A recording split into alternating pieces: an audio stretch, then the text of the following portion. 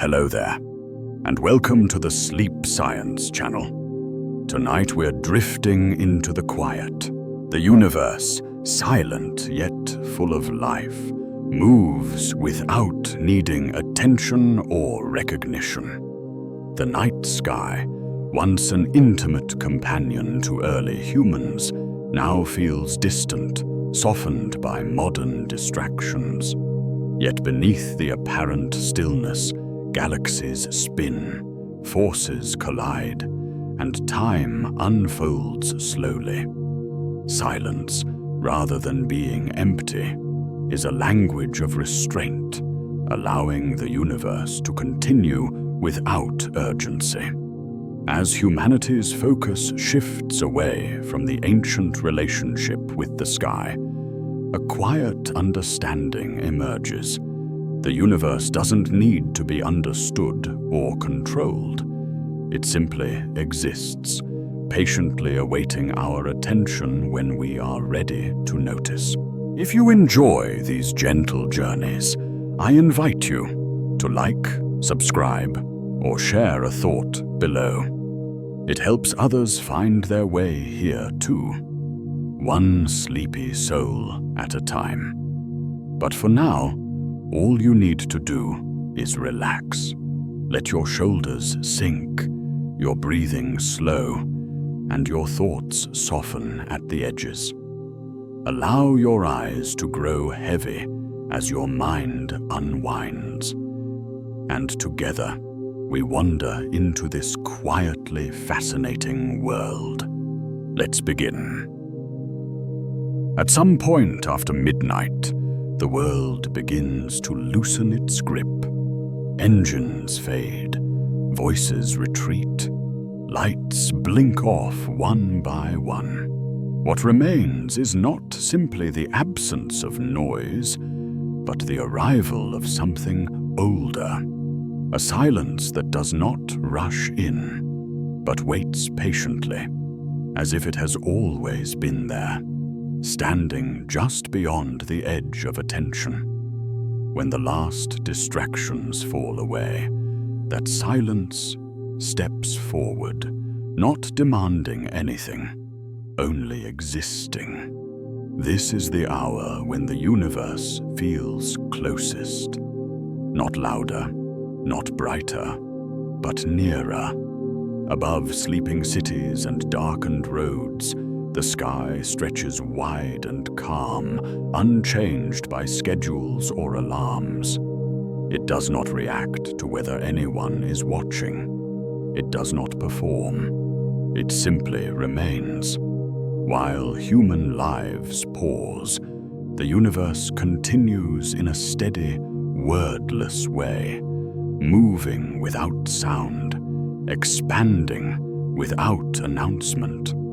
For most of human history, this silence was familiar. Nights were darker, stars were sharper. The sky did not glow from below. It pressed down like a vast ceiling, close enough to feel. Ancient people did not look up and see emptiness. They saw presence. The dark between stars felt heavy, filled with meaning rather than void. Silence was not mistaken for nothingness. It was understood as something full, something alive in its own quiet way. Today, the night arrives differently. Artificial light softens the darkness, blurs the stars, dulls the contrast. The sky is broken into fragments by buildings and screens.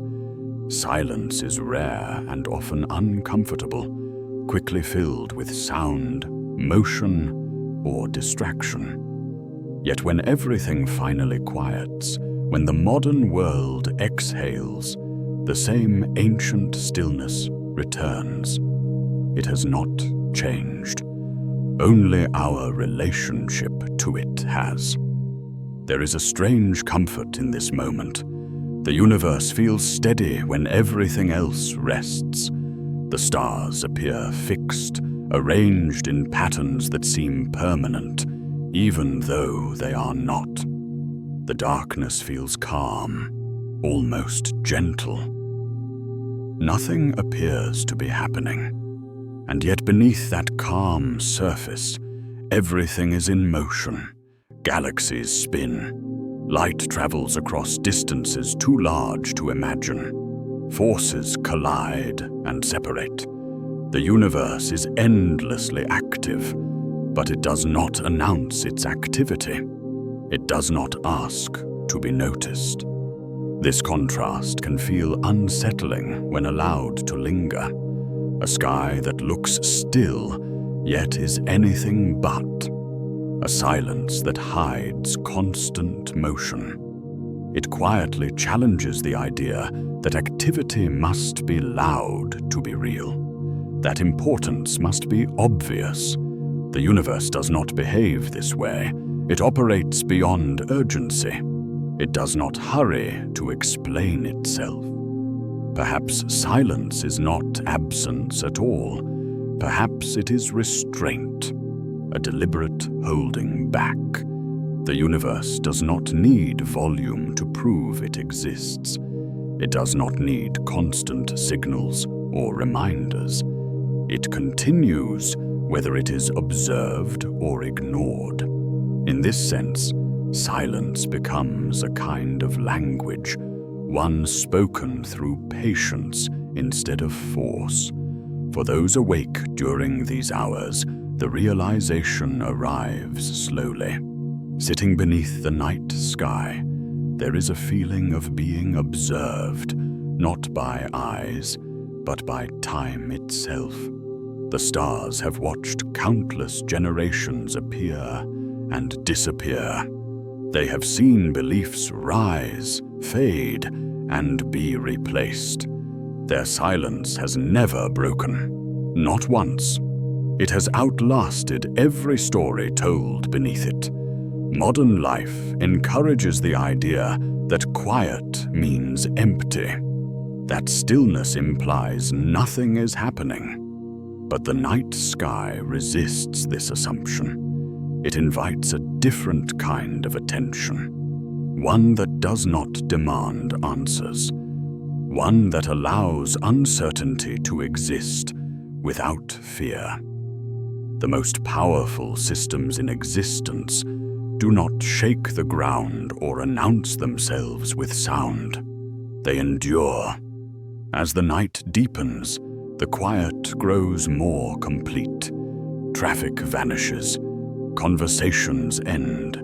Screens dim. The sky remains unchanged. In that stillness, a subtle understanding begins to form. The universe is not silent because it is empty. It is silent because it does not need to speak. And if that is true, then the quiet itself may be the first clue that there is far more happening than we have ever been able to hear. This is why the night feels different when allowed to remain undisturbed. It carries a sense of scale that daylight hides. During the day, the world feels manageable, divided into tasks, distances, and names. At night, those divisions soften. The horizon dissolves. The familiar becomes small again. The mind, no longer pulled in dozens of directions, begins to sense how little it truly occupies. This is not a frightening realization. It can be strangely reassuring. To feel small in the presence of something vast is to feel relieved of the need to control it. The universe does not lean closer or pull away. It does not reward attention or punish neglect. It simply exists in a way that is difficult to translate into human language. That difficulty often pushes people to fill the silence with explanations, stories, or noise. Yet there is another option: to sit within the quiet without trying to solve it, to notice without naming. to listen without expecting a response. When this happens, even briefly, the night sky stops feeling distant. It feels patient, as though it has been waiting for attention to slow down enough to meet it, not to reveal secrets all at once, but to remind us that mystery is not a problem to be fixed. It is a condition to be experienced.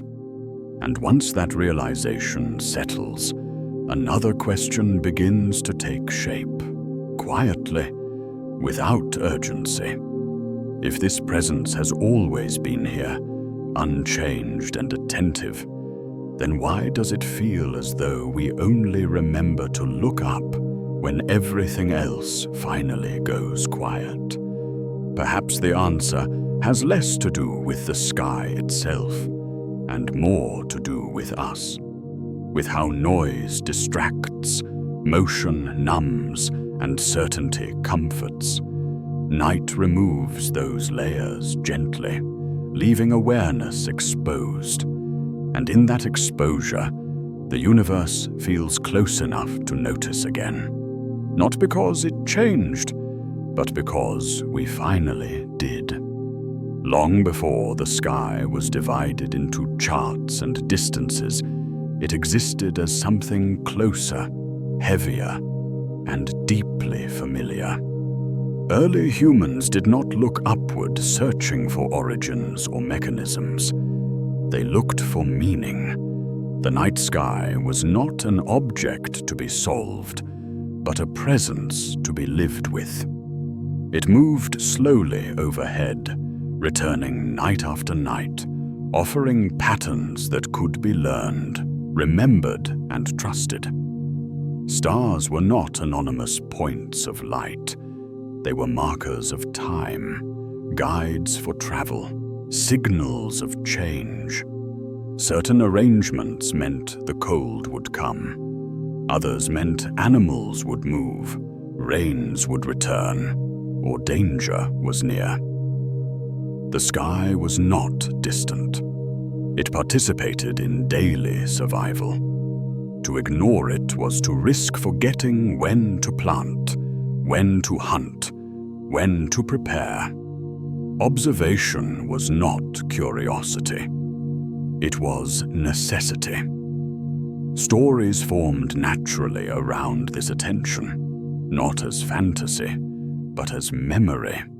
When a shape appeared repeatedly in the same place, it earned a name. When it shifted, it carried a warning. These stories were not separate from reality. They were reality, woven from repetition and experience. The sky was not above life, it was part of it. This way of seeing required patience. There were no quick answers. Understanding came from watching the same motions over long stretches of time. The night sky rewarded stillness. It invited listening rather than control. Ancient observers did not expect the universe to explain itself. They accepted that it revealed meaning slowly, in fragments, across generations. In this relationship, the universe felt alive without being human. It did not speak, yet it responded. Seasons aligned, cycles returned. The sky kept its quiet promises. That consistency created trust, not certainty, but familiarity. The night was not empty. It was full of signals waiting to be noticed. What is often misunderstood is that this was not ignorance waiting to be corrected. It was a different kind of knowledge, one rooted in closeness rather than distance. Ancient humans did not ask what the universe was made of, because that question required separation. They asked what it was doing and what it expected. Meaning came first. Explanation was secondary. if it existed at all. The sky felt closer then, not because it was physically nearer, but because nothing stood between it and the observer. No artificial glow softened its edges. No constant noise pulled attention away. Darkness was complete. Silence was uninterrupted. Under those conditions, awareness sharpened. The universe was not glanced at. It was endured, night after night. Over time, this intimacy began to change. As tools improved and explanations formed, the sky slowly shifted from companion to subject. Measurement replaced memory. Precision replaced story. This brought clarity, but it also introduced distance. The universe became something to look at rather than something to live beneath. That shift did not happen all at once. For a long time, meaning and measurement coexisted, but eventually, stories were set aside in favor of models. The sky grew quieter in a different way, not because it changed, but because the relationship did. Attention moved inward, toward tools and theories, away from the slow discipline of watching. What was gained was remarkable. What was lost is harder to name. The sense that the universe was participating, the feeling that the night sky was not simply there, but involved. Ancient observers knew they were small, but they did not feel disconnected. They were part of a pattern they could sense, even if they could not explain it. Modern observers often know more, yet feel less. The sky has been categorized, but it feels distant, named, but not familiar. The universe is described with confidence, yet experienced rarely. It exists in images and data, not in memory. This difference matters, not because one approach was better, but because each creates a different relationship. One seeks meaning through presence, the other seeks truth through distance. Both reveal something, neither reveals everything. As the night sky remains unchanged, it quietly holds both histories. The remembered sky and the measured sky occupy the same space. Only the way of looking has shifted. And in that shift, a subtle question begins to emerge. If the universe once felt close without explanation, and now feels distant with it, what exactly did explanation replace? Perhaps the sky did not lose its meaning. Perhaps attention simply moved elsewhere.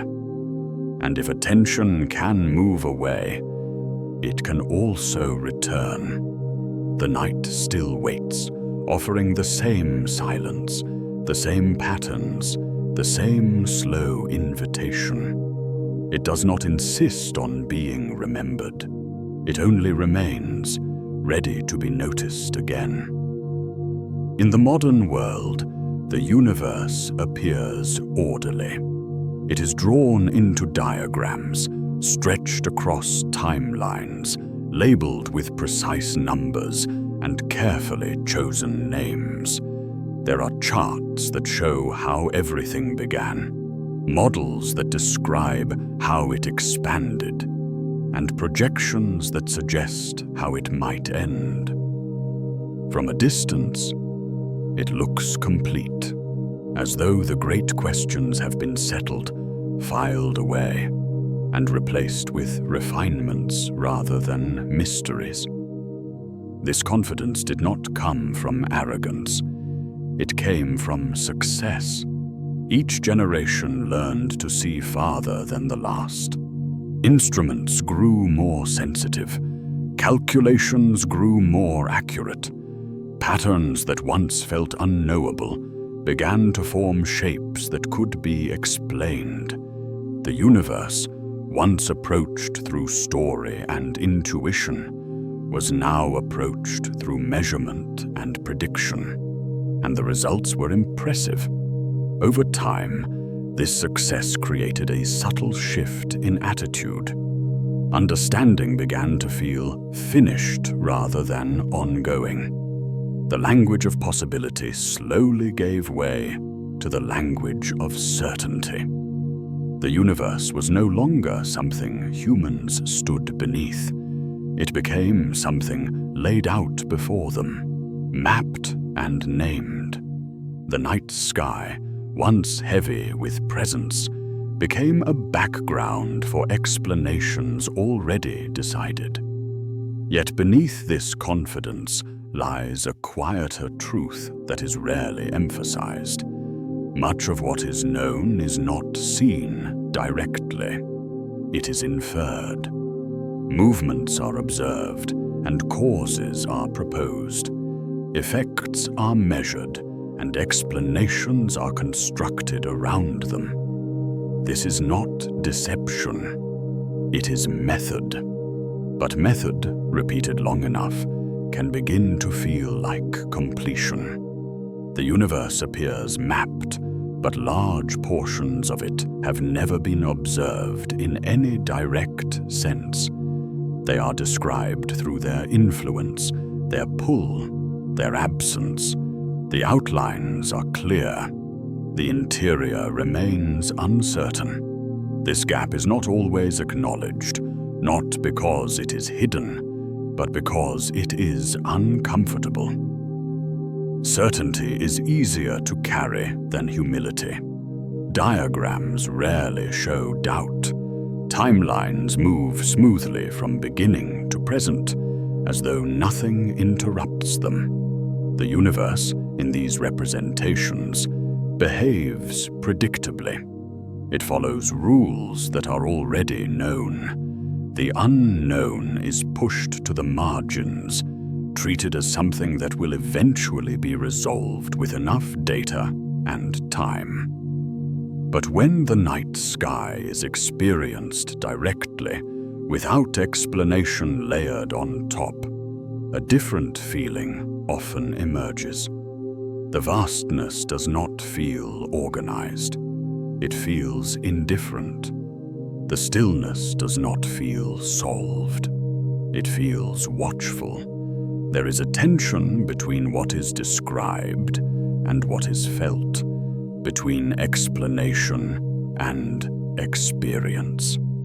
This tension does not mean modern understanding is wrong. It means it is incomplete. Every explanation is built from what can be measured, not from what exists entirely. And measurement has limits. Instruments can only detect what interacts with them. Anything that does not behave in expected ways slips quietly past. This creates an illusion that is easy to miss. The illusion that what is described is what exists, that what is named is what matters. Over time, attention narrows. The universe becomes smaller, not because it is shrinking, but because focus has tightened around what fits into current frameworks. There is comfort in this narrowing. It allows the mind to rest. Mystery requires attention. Certainty allows distance. When something is labeled and placed within a model, it no longer demands presence. It can be acknowledged and then ignored. Yet the universe does not behave as though it has been fully explained. It continues to surprise. Observations refuse to align perfectly with predictions. Adjustments are made. New terms are introduced. Gaps are acknowledged briefly, then set aside as future work. Progress continues, but so does uncertainty. What is rarely explored is how this confidence changes the relationship between observer and cosmos. When the universe is presented as solved, curiosity becomes optional. Wonder becomes nostalgic. The night sky loses its ability to unsettle. It becomes familiar in a way that feels safe, but also distant.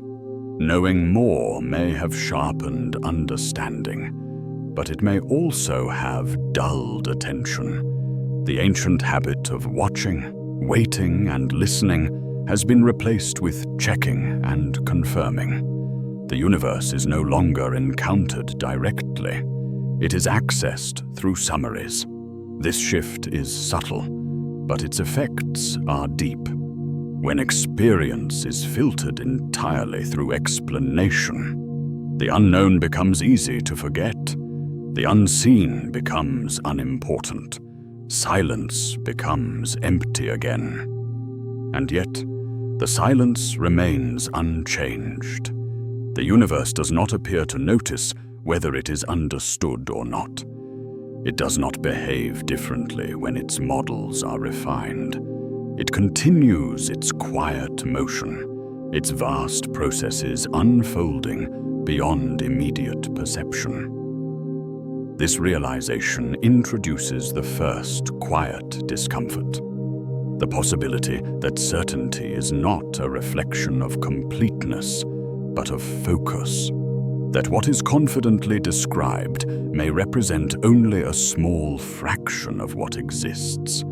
The universe may be mapped, but it is not fully known. This is not a call to reject understanding. It is an invitation to soften it, to hold knowledge without letting it close curiosity, to allow explanation and mystery to coexist. Because once certainty loosens, something else becomes visible. Not answers, but questions that were never fully addressed. Spaces between explanations, movements without clear cause, influences without direct source. And in those spaces, the universe begins to feel large again. Not because something new has been discovered, but because attention has widened. The confidence of knowing everything gives way to a quieter awareness. That much remains unseen, and what remains unseen may be shaping far more than we realize. When people imagine the universe, they usually picture what can be seen. Stars scattered across darkness, galaxies glowing faintly in distant space, clouds of color captured by powerful instruments. The visible universe feels vast enough to overwhelm the mind, and for a long time, it was assumed that what could be seen represented most of what existed. The rest, if anything remained, was thought to be minor, background, detail. That assumption no longer holds. Quietly, without announcement, modern observation has revealed something unsettling. The things we can see, measure, and photograph make up only a small fraction of what seems to exist. The universe behaves as though it is filled with something else, something that does not shine, does not reflect, and does not announce itself in any obvious way. And yet, everything appears to depend on it. This realization did not arrive as a dramatic discovery. There was no single moment when someone pointed to the sky and declared that most of reality was missing. Instead, it arrived gradually, through small inconsistencies that refused to disappear. Movements that did not align with expectations, structures that should not have held together, yet did. Patterns that suggested influence without a visible source. Gravity became the first quiet messenger. Objects moved as though pulled by more than what could be accounted for. Galaxies rotated too smoothly. Clusters stayed intact when they should have flown apart. The universe behaved as though there was more mass present than could be seen. Not a little more, vastly more. This posed an uncomfortable question. If the majority of influence comes from something invisible, what does that say about how much of reality is actually known? The universe began to feel less like a completed map and more like a sketch, with most of its substance implied rather than drawn. What makes this idea particularly strange is how calmly it exists alongside everyday certainty. People go about their lives unaware that most of what shapes existence cannot be directly observed. Buildings stand, planets orbit, time passes, nothing feels unstable. And yet, beneath this apparent normality, the universe appears to be structured by something fundamentally unseen.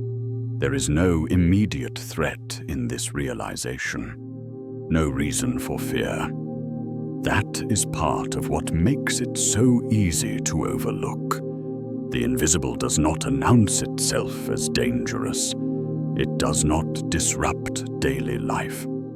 It simply works quietly, shaping motion, guiding structure, holding the universe together in ways that are felt but not witnessed.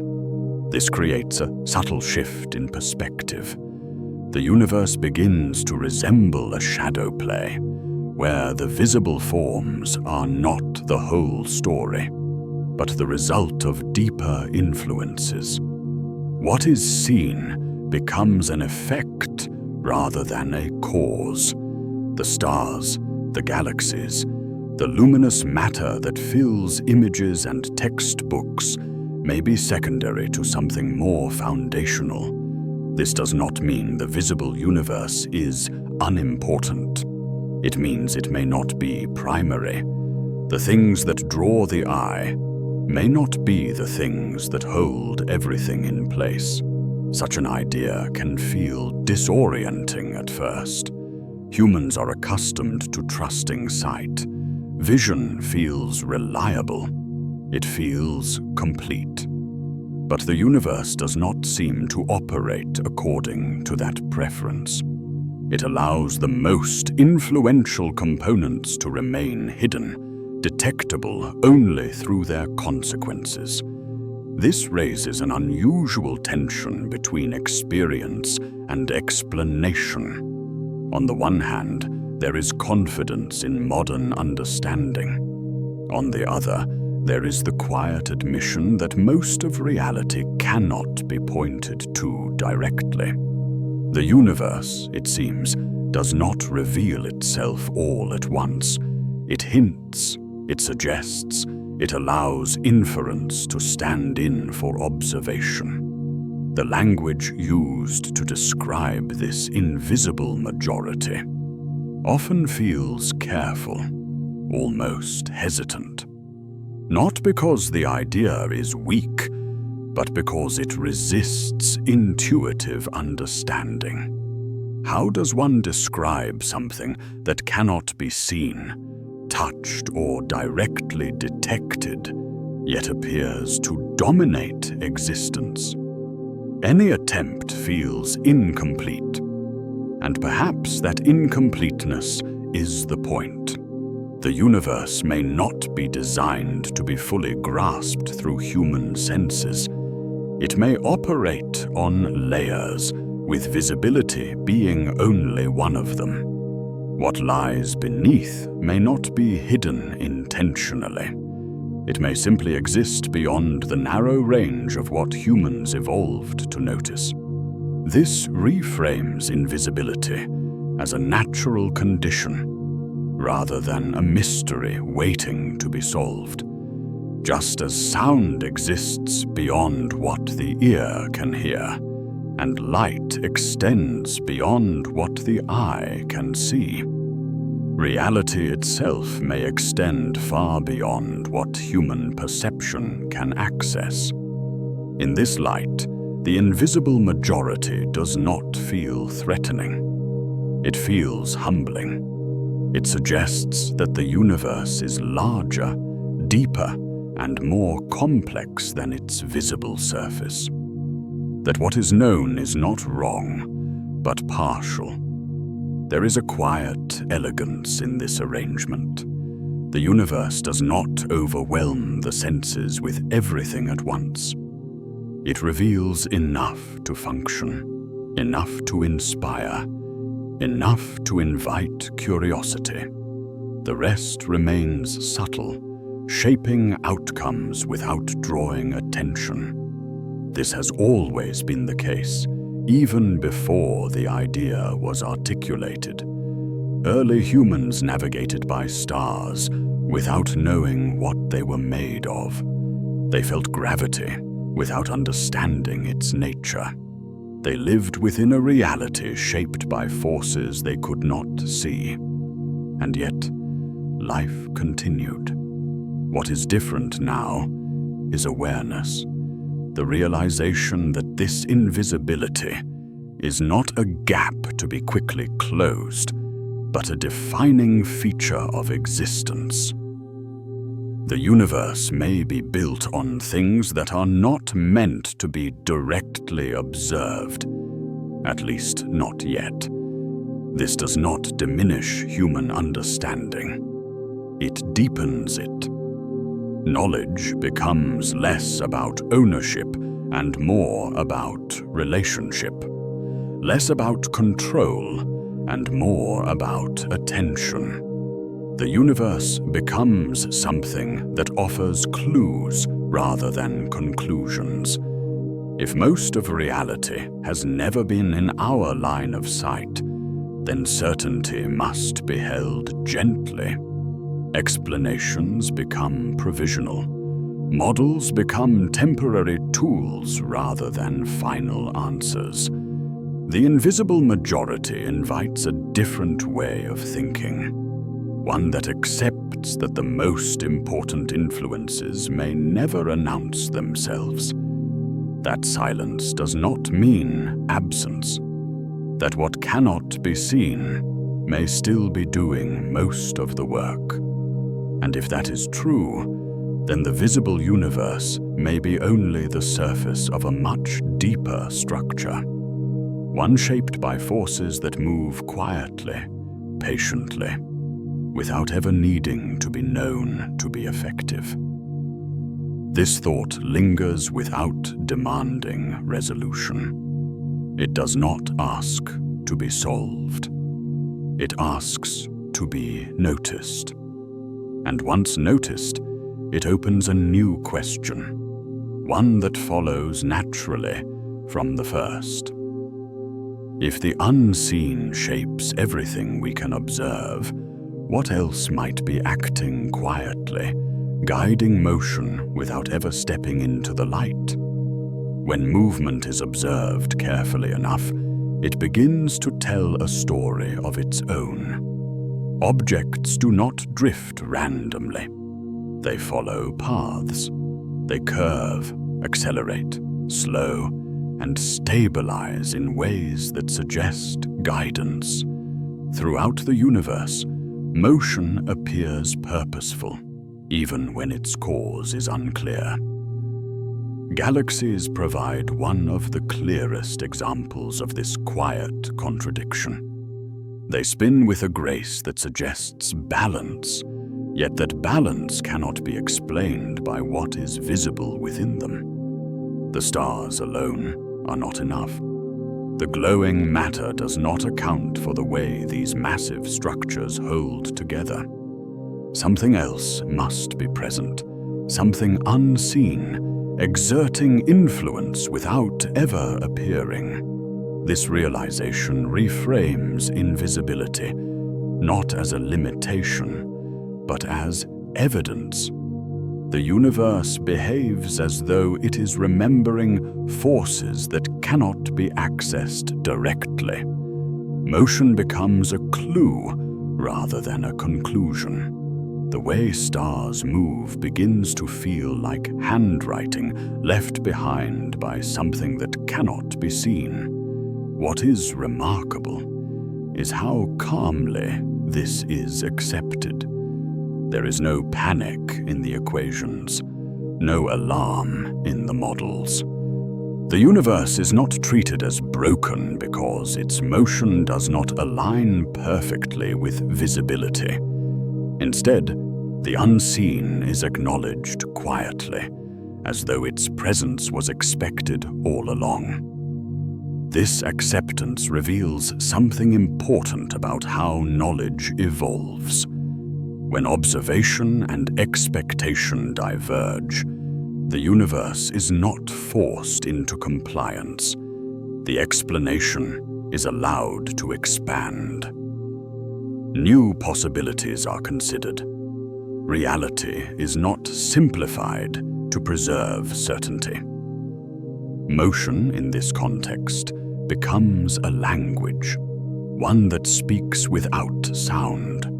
The stars do not explain why they move as they do. They simply move, and in that movement, they imply structure beyond sight. This implication carries weight. It suggests that what is most influential may also be most subtle, that the universe may be shaped by things that do not announce themselves with light or energy that can be easily detected. Influence does not require visibility. It requires consistency. There is something almost patient about this arrangement. The unseen does not demand recognition. It does not disrupt the universe to prove its existence. It allows its effects to accumulate slowly, shaping motion over immense spans of time. Only when patterns are studied closely does its presence become undeniable. This patience mirrors the universe itself. Nothing rushes, nothing insists. The stars take millions of years to shift their positions in meaningful ways. Galaxies evolve over timescales that dwarf human history. The unseen forces guiding them operate on the same scale, quiet and persistent. It is tempting to think of these invisible influences as gaps in knowledge waiting to be filled. But another possibility exists. They may not be gaps at all. They may be fundamental aspects of reality that do not translate easily into human perception. Not hidden by design, but naturally elusive. This possibility invites a different relationship with uncertainty. Instead of treating it as a temporary inconvenience, it can be treated as a feature. The universe may be structured in such a way that complete visibility is neither possible nor necessary. The idea that invisibility does not equal absence challenges deeply held instincts. Humans tend to equate reality with what can be sensed directly, yet the universe repeatedly contradicts this instinct. It allows the most important influences to remain just beyond reach, detectable only through their consequences. This has profound implications for how reality is understood. It suggests that presence can exist without appearance, that action can occur without display, that silence can carry weight. The stars continue to move, guided by something that does not shine. Their motion is steady, predictable, and precise. Whatever holds them in place does not flicker or fade. It does not come and go. It is always there, shaping the universe quietly. This steadiness offers a strange kind of reassurance. Even if much of reality cannot be seen, it is not chaotic. It is ordered, structured, and consistent. The unseen does not introduce randomness. It supports stability.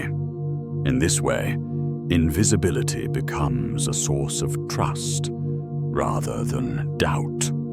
The universe does not fall apart simply because its foundations are hidden. It functions with remarkable coherence, suggesting that what cannot be seen may be even more reliable than what can. As this understanding settles, the universe begins to feel less like a puzzle to be solved and more like a presence to be lived within. Motion becomes something to observe rather than explain away. The unseen becomes something to respect rather than fear. And as attention shifts toward these quiet influences, another thought emerges naturally. If invisible forces can shape space so profoundly, guiding stars and galaxies without ever revealing themselves, then perhaps other aspects of reality are equally subtle. Perhaps time itself, like motion and gravity, is not as stable or straightforward as it appears. Perhaps it, too, is shaped by influences that cannot be directly observed. And if that is the case, then the universe may be far less fixed than it seems, quietly unfolding in ways that challenge the idea of a single, predictable flow forward. Time is often described as something that moves. It passes. It flows. It carries everything with it from one moment to the next. Days turn into years. Years fade into memory, and the past is imagined as something permanently behind us. This idea feels natural, almost obvious. It matches the way human life is experienced. Birth comes before death. Morning becomes night. Cause leads to effect. From the inside, time feels like a straight line that only goes one way. But this feeling may be more personal than universal. The universe does not appear to experience time the way humans do. It does not rush. It does not age in a way that feels urgent. Stars burn for billions of years without concern. Galaxies drift and reshape themselves across spans so long they barely register as change. From this scale, time feels less like a river and more like a landscape. Something vast, layered, and uneven. Perspective plays a quiet role here. To a person waiting for sleep, minutes can feel heavy and slow. To someone deeply absorbed, hours can disappear unnoticed. Time stretches and compresses depending on attention, emotion, and context. This alone suggests that time is not as rigid as it is often assumed to be. It behaves differently depending on where one stands.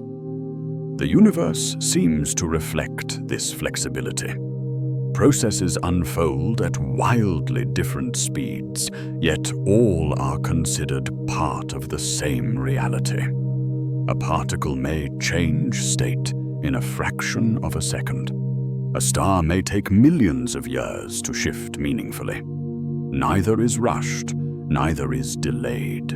Each exists within its own rhythm. This challenges the idea of time as a single, universal current carrying everything forward together.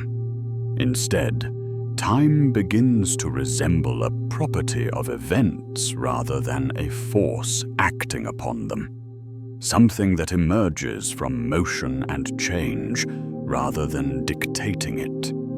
In everyday life, time feels like a ruler. It measures progress, deadlines, and decay. But the universe does not seem to consult this ruler. It allows processes to unfold according to their own conditions.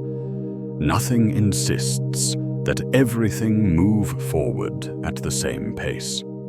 This realization can feel subtle but unsettling. If time is not uniform, then the sense of constant forward motion may be more about perception than reality. The feeling of being carried along may be a local experience rather than a universal truth. The night sky offers a quiet illustration of this idea. When observed carefully, it does not appear to change at all. The stars hold their positions, the constellations remain familiar, and yet change is happening continuously. Motion is present, but it is slow enough to feel absent. From a human perspective, it may as well not be moving. This raises an interesting question. If something can change without appearing to move, what does movement actually mean? And if time is tied to movement, what happens when movement exists beyond perception? Perhaps time does not flow so much as it unfolds, like a landscape revealed gradually as one walks through it. The path feels linear, but the terrain itself exists all at once. The experience of moving through it does not define its structure. This idea does not require abandoning common sense.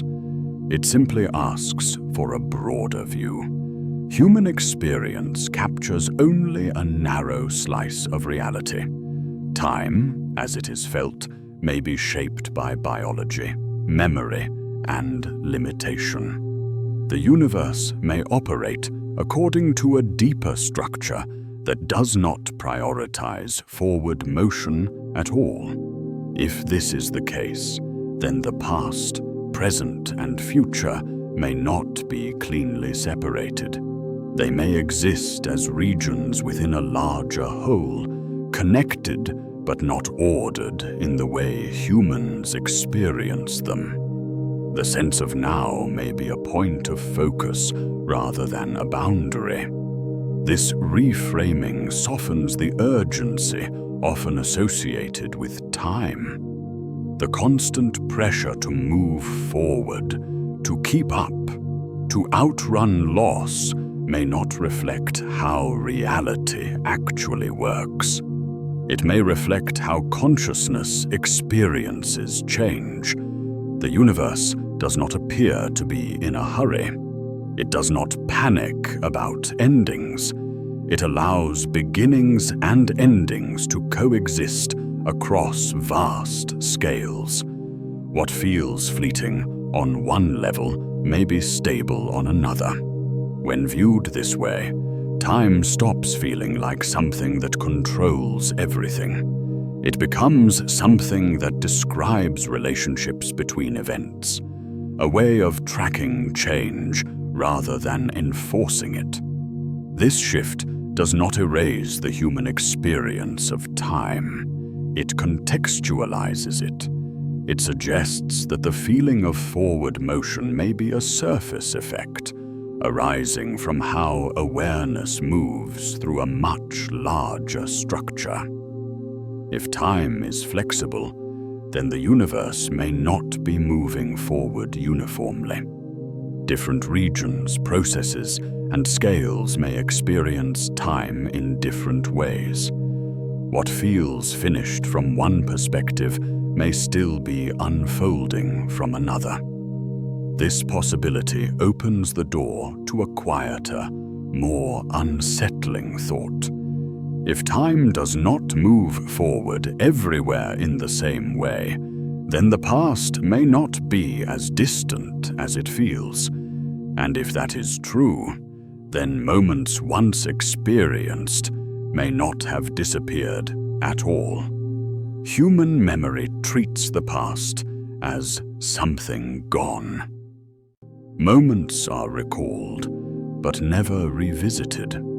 Experiences leave traces in thought and feeling, but the events themselves are considered finished.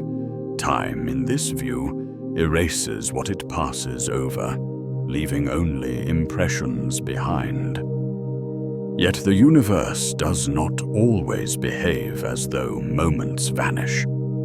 If time is not a single forward-moving current, then the idea of the past being permanently behind us becomes less certain.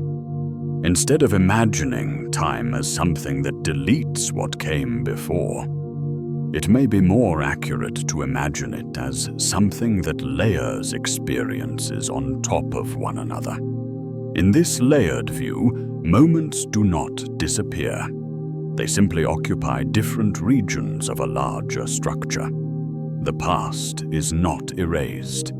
It is stored, not in memory, but in reality itself.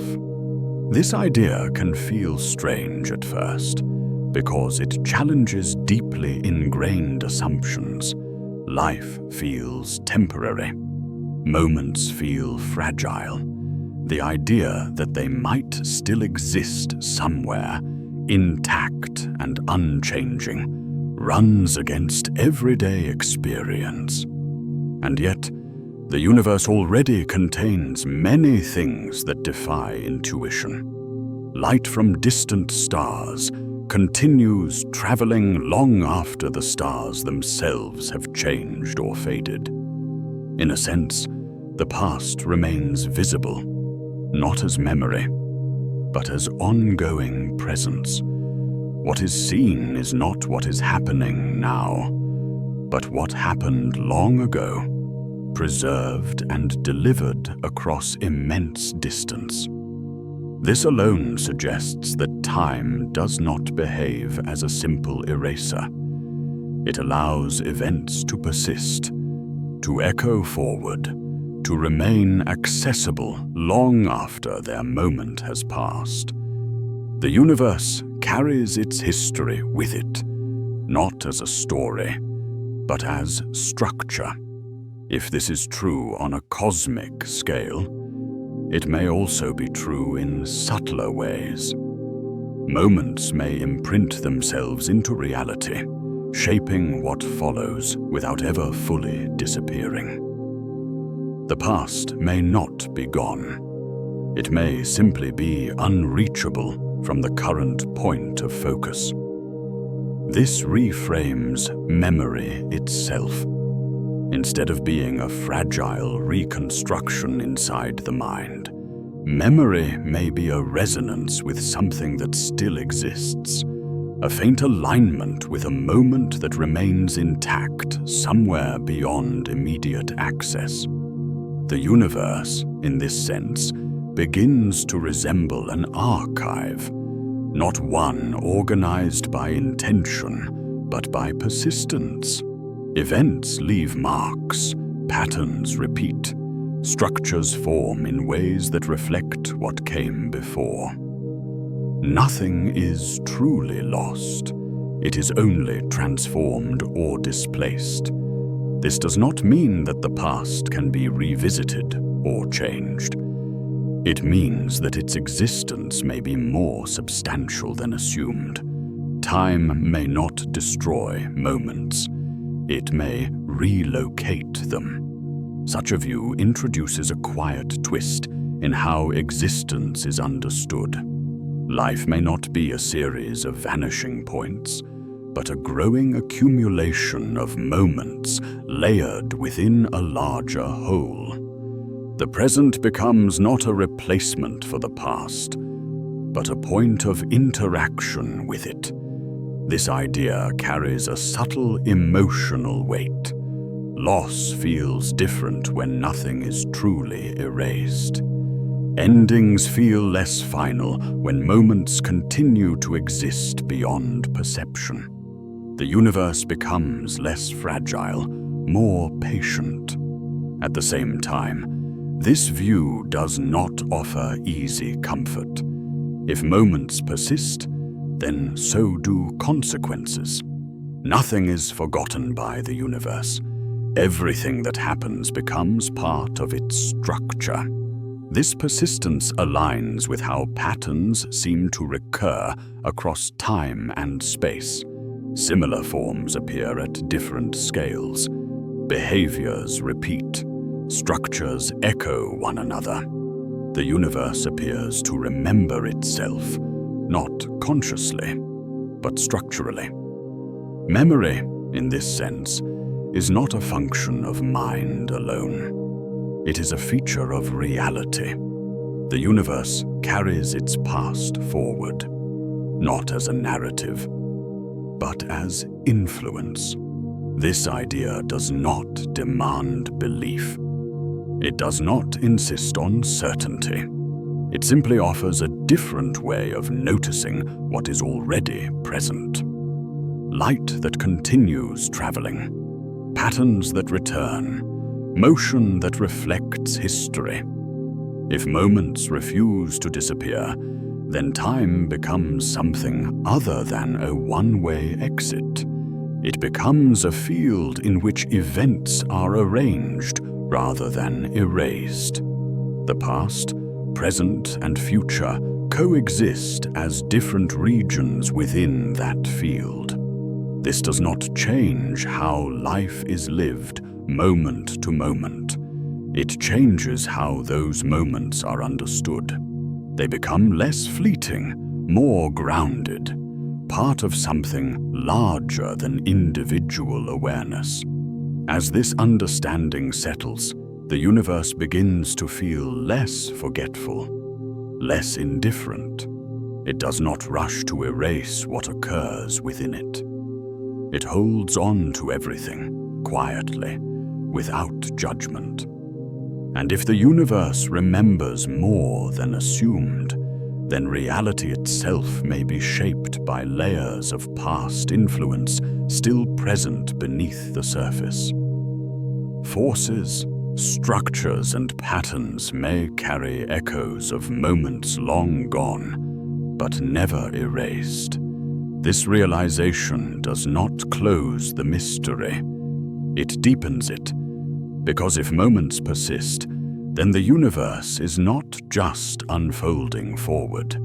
It is carrying its entire history within it, at all times. And if that is true, then what remains unseen may not only be shaping space and motion, but time itself, quietly guiding how reality unfolds, not by erasing what came before, but by building upon it. Across the universe, repetition appears where randomness might be expected. Shapes echo one another at vastly different scales. The spiral of a galaxy mirrors the spiral of a storm. The branching of cosmic filaments resembles the branching of trees, rivers, even veins beneath the skin. These similarities are not perfect copies, yet they are close enough to feel intentional, as though reality favors certain solutions and returns to them again and again. This recurrence invites a quiet question. Why these shapes? Why these arrangements? Out of all the possible ways matter and energy could organize themselves, the universe seems to settle into familiar forms. It does not explore every option equally. It repeats. On the largest scales, galaxies gather into clusters that resemble networks, connected by vast, invisible threads. On smaller scales, atoms arrange themselves into predictable patterns, bonding in ways that repeat reliably across the cosmos.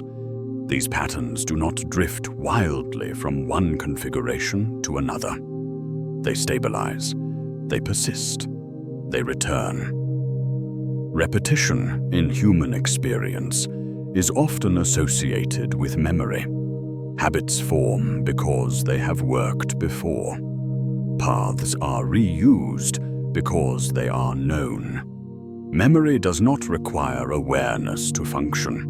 It only requires persistence.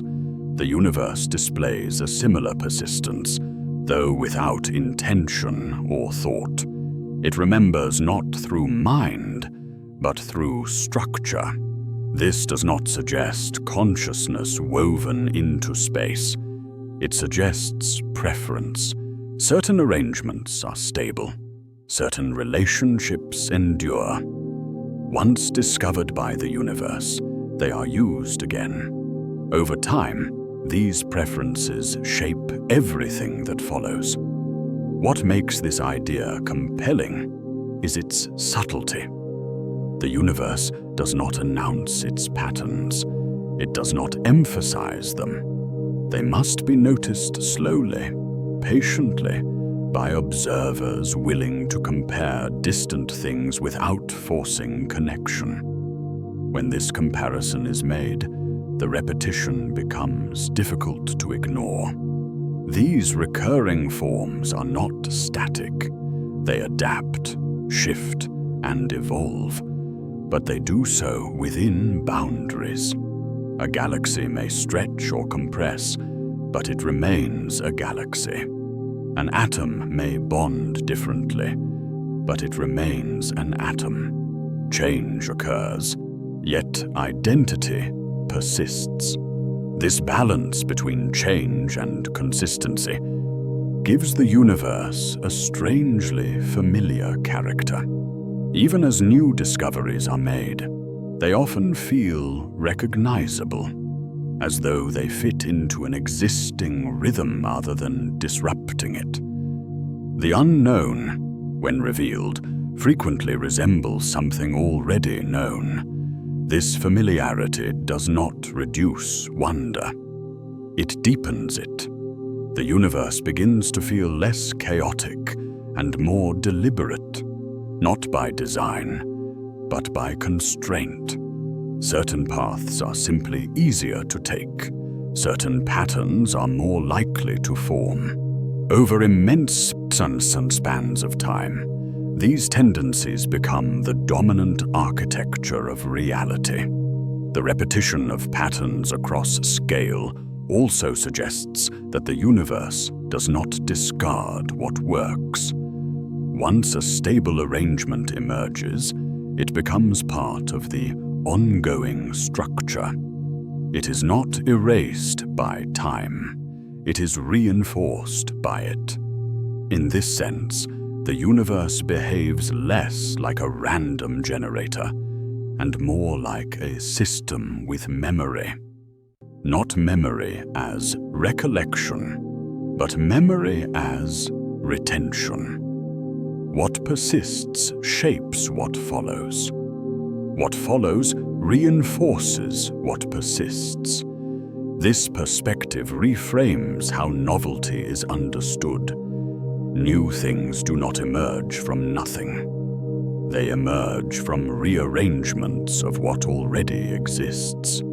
The universe builds forward by referencing its own past, even if that past is not consciously accessed.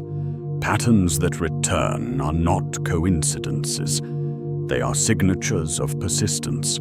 They reveal how reality stabilizes itself across time and space. They hint that the universe carries forward information about what has already occurred, not as a record, but as structure. This idea remains quiet because it does not offer a dramatic revelation. It offers a slow recognition. The universe does not forget easily. It does not start over with each moment. It accumulates, layers, and repeats. And if repetition reflects persistence, then persistence suggests continuity. Something remains long enough to shape what comes next. Something survives the passage of time without being erased. This leads naturally to a deeper question. If patterns persist, what else persists? And if persistence is a defining feature of reality, what happens to the parts of history that do not appear to remain? Because repetition, by its nature, implies selection. Some things endure, others fade. Some patterns return, others vanish. The universe remembers selectively, not by choice, but by stability. This selective persistence opens a quiet space of uncertainty. Not everything leaves an equal mark. Not every era shapes what follows. Some chapters may influence everything that comes after. Others may pass without trace. The universe may remember, but it may also forget. Or perhaps forgetting is not the right word. Perhaps some things simply fail to persist. And if that is true, then the history we can observe may be incomplete. Not because it is hidden, but because only certain structures survive long enough to be noticed. This realization carries a subtle unease. The patterns we see may not represent the full story. They may represent only what lasted, what worked, what endured the pressures of time and transformation. Everything else may have existed briefly, shaped reality for a moment, and then dissolved without leaving a visible echo. If the universe remembers through repetition, then what does it forget?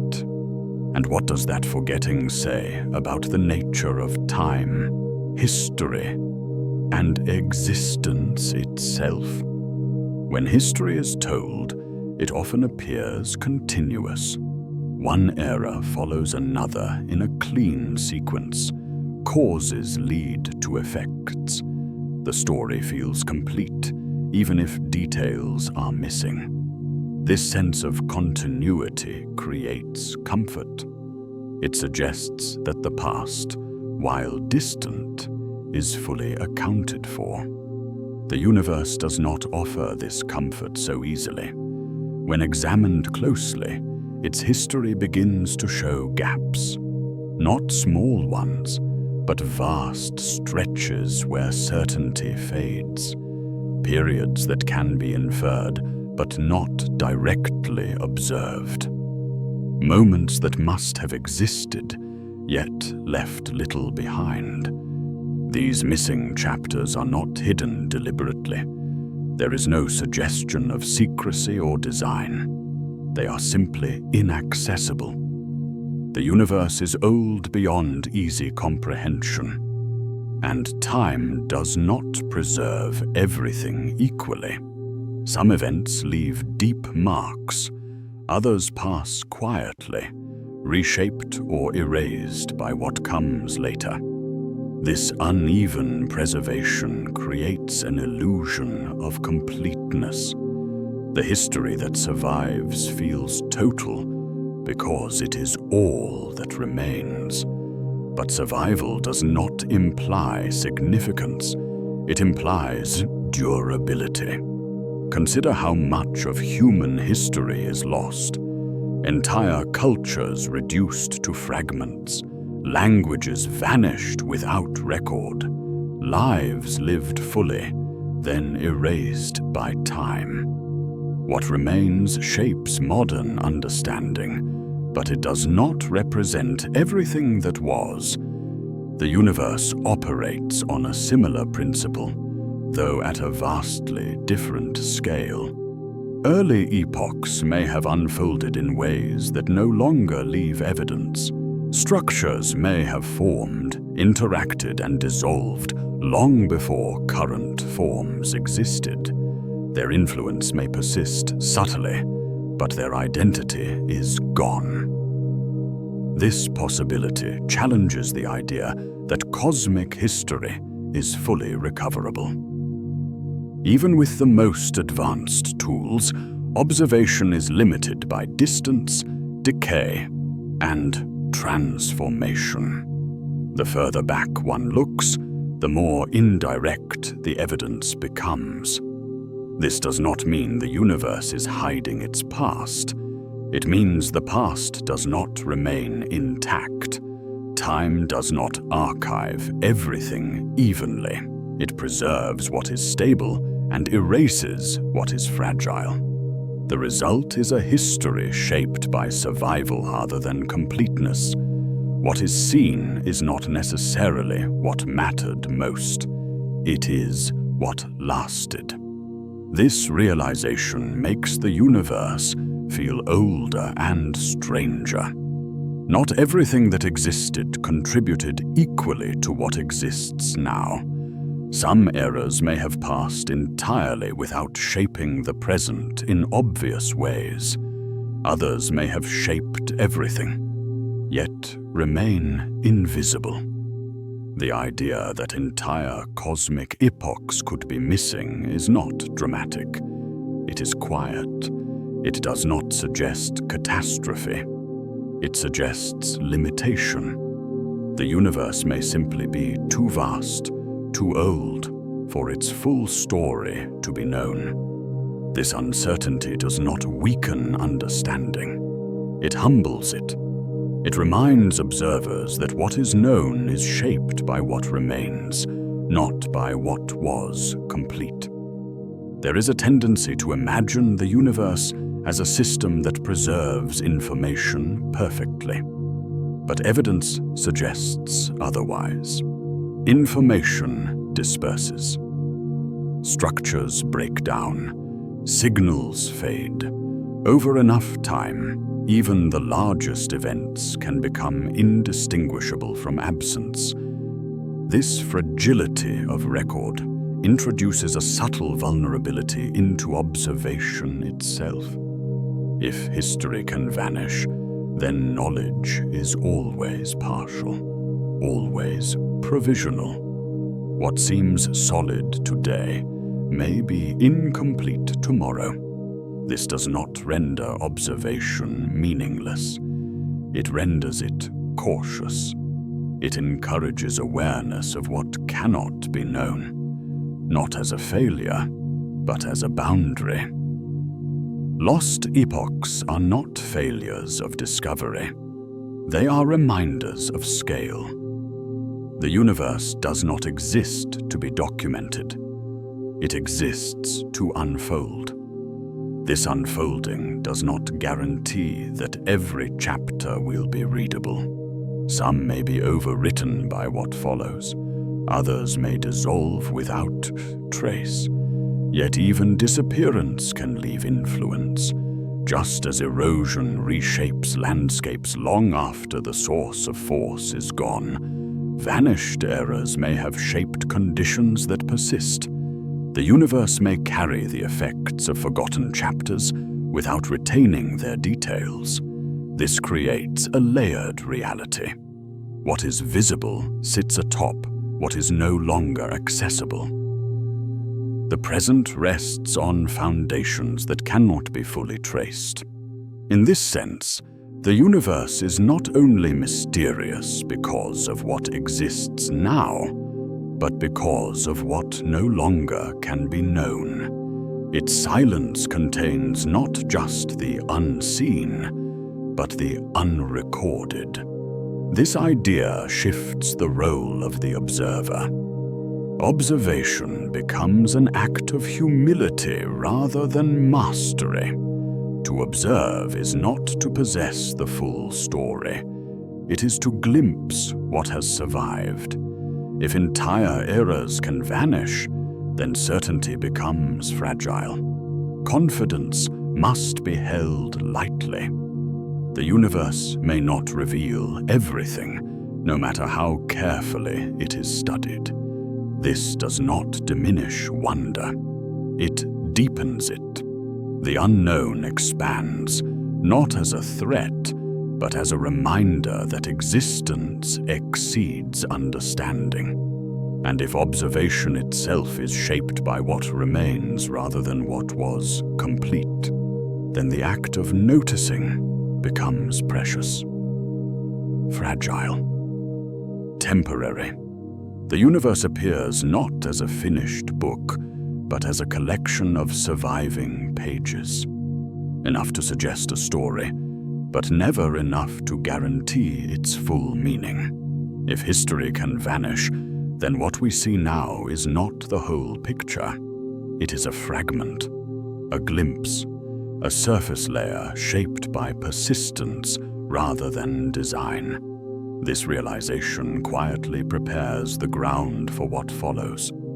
Because if the universe can forget entire chapters, then observation itself becomes uncertain. And if observation is uncertain, then the act of observing may matter more than assumed. Watching feels passive. To observe seems like the least intrusive thing a person can do. Eyes open, attention directed, nothing touched, nothing changed. From the inside, watching feels neutral, almost invisible. Yet the universe does not always behave as though observation is harmless. This idea does not arrive loudly. It does not overturn common sense. It settles slowly through small realizations that accumulate over time. Again and again, the act of noticing appears tied to outcome.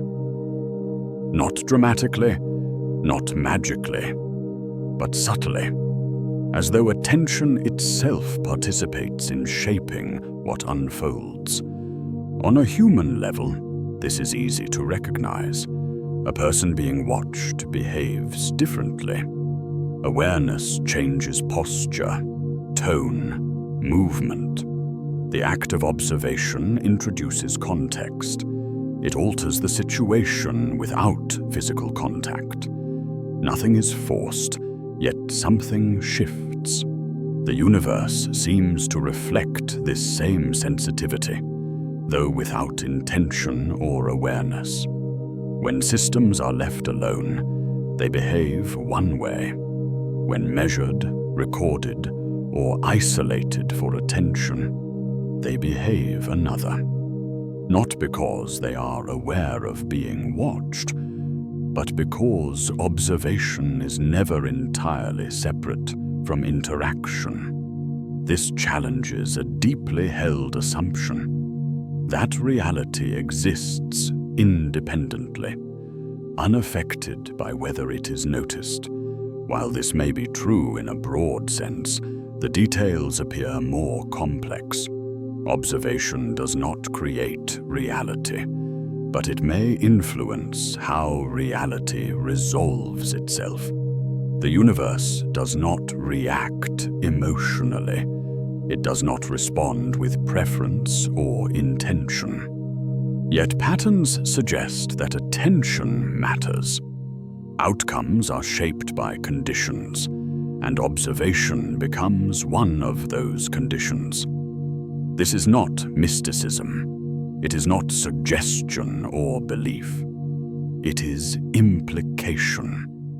The universe behaves differently when isolated, measured, and observed closely than when left entirely alone.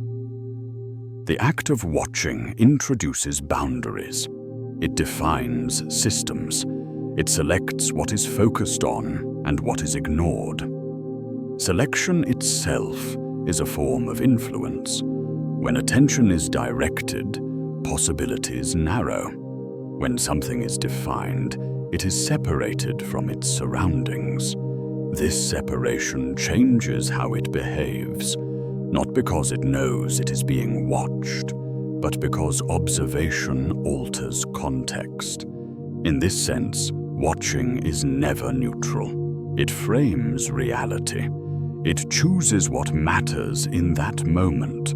Everything else fades into background.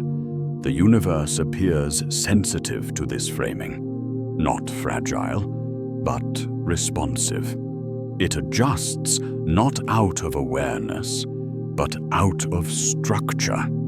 Conditions change, and outcomes follow. This realization introduces a quiet discomfort. If observation matters, then reality is not entirely independent of perspective. The idea of a universe that unfolds the same way, regardless of attention, begins to soften. This does not mean reality is subjective. It means it is relational. What exists interacts with how it is engaged.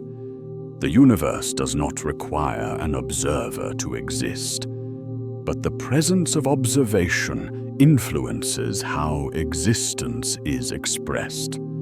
This distinction is subtle but important. It preserves the integrity of reality while acknowledging the role of interaction. The universe remains vast, ancient, and indifferent in many ways, yet it is not sealed off from engagement. The night sky offers an interesting contrast here. When observed casually, it appears static and distant. When studied carefully, patterns emerge. Motion becomes visible. Change reveals itself slowly. The sky did not change because it was watched, but watching allowed different aspects to be noticed. This suggests that observation does not invent reality, but it reveals particular layers of it. Attention acts like a lens, bringing certain features into focus while leaving others blurred.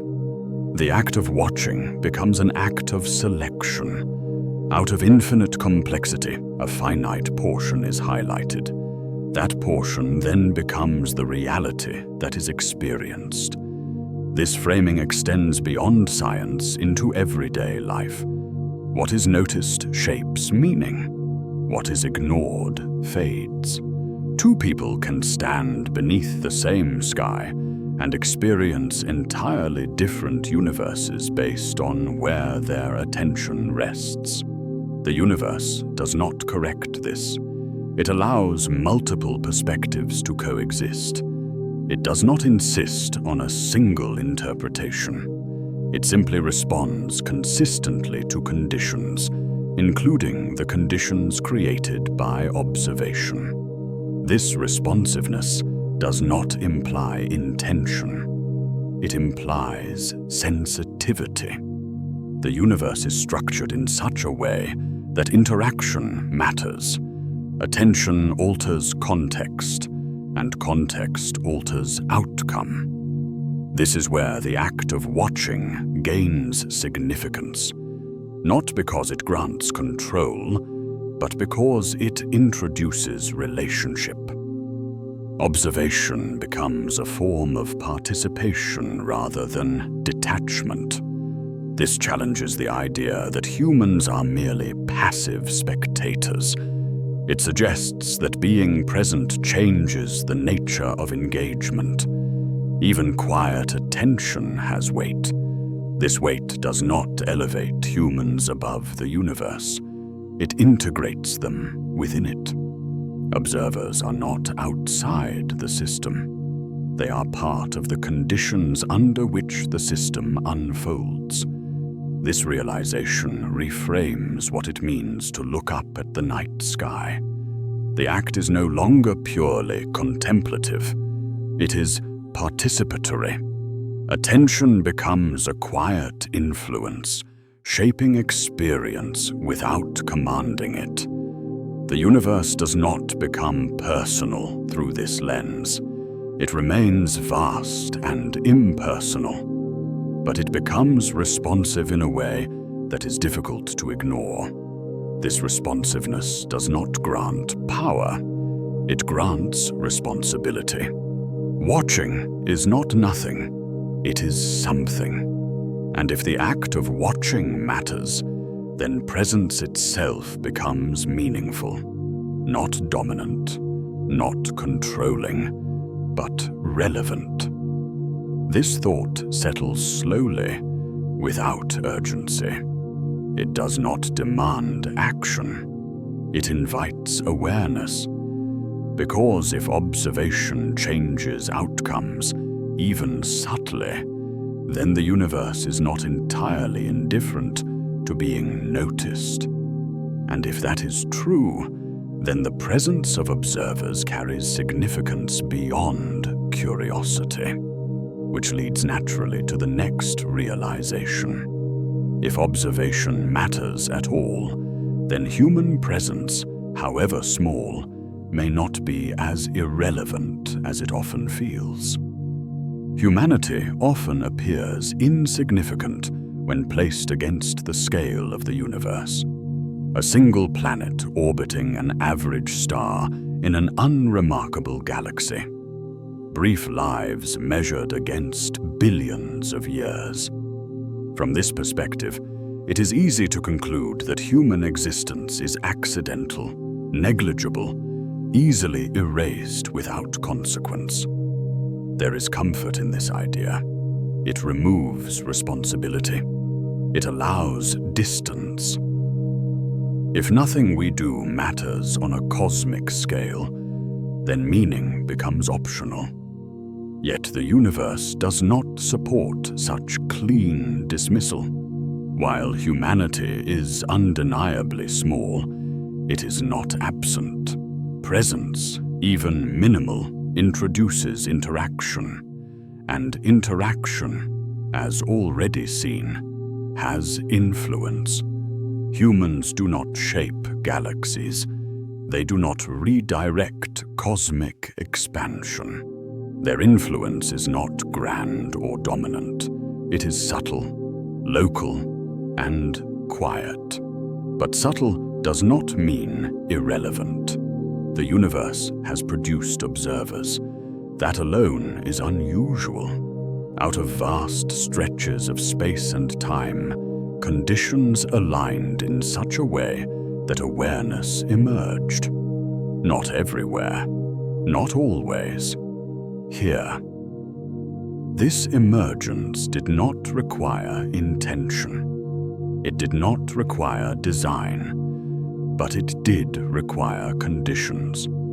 And once awareness exists, it becomes part of the system. Humanity is not outside the universe looking in. It is the universe briefly aware of itself from a particular angle. This perspective reframes significance. Meaning does not come from size or power. It comes from anticipation. Humans matter not because they are central, but because they are present. The universe remains vast, indifferent in many ways. It does not prioritize human concerns, yet it accommodates them. It allows awareness to exist within it. It allows observation to occur. This allowance is not a gift. It is a condition. Awareness emerges where it can, and once it does, it influences how reality is experienced. Human influence, then, is not about control. It is about context. The universe looks different when it is noticed, not because it changes, but because a relationship forms. This relationship does not elevate humanity above everything else. It situates humanity within a larger structure. Observers among countless processes, participants rather than masters. This position can feel uncomfortable at first. It denies both extremes. Humans are neither the center of everything nor meaningless accidents. They exist in between, small but involved.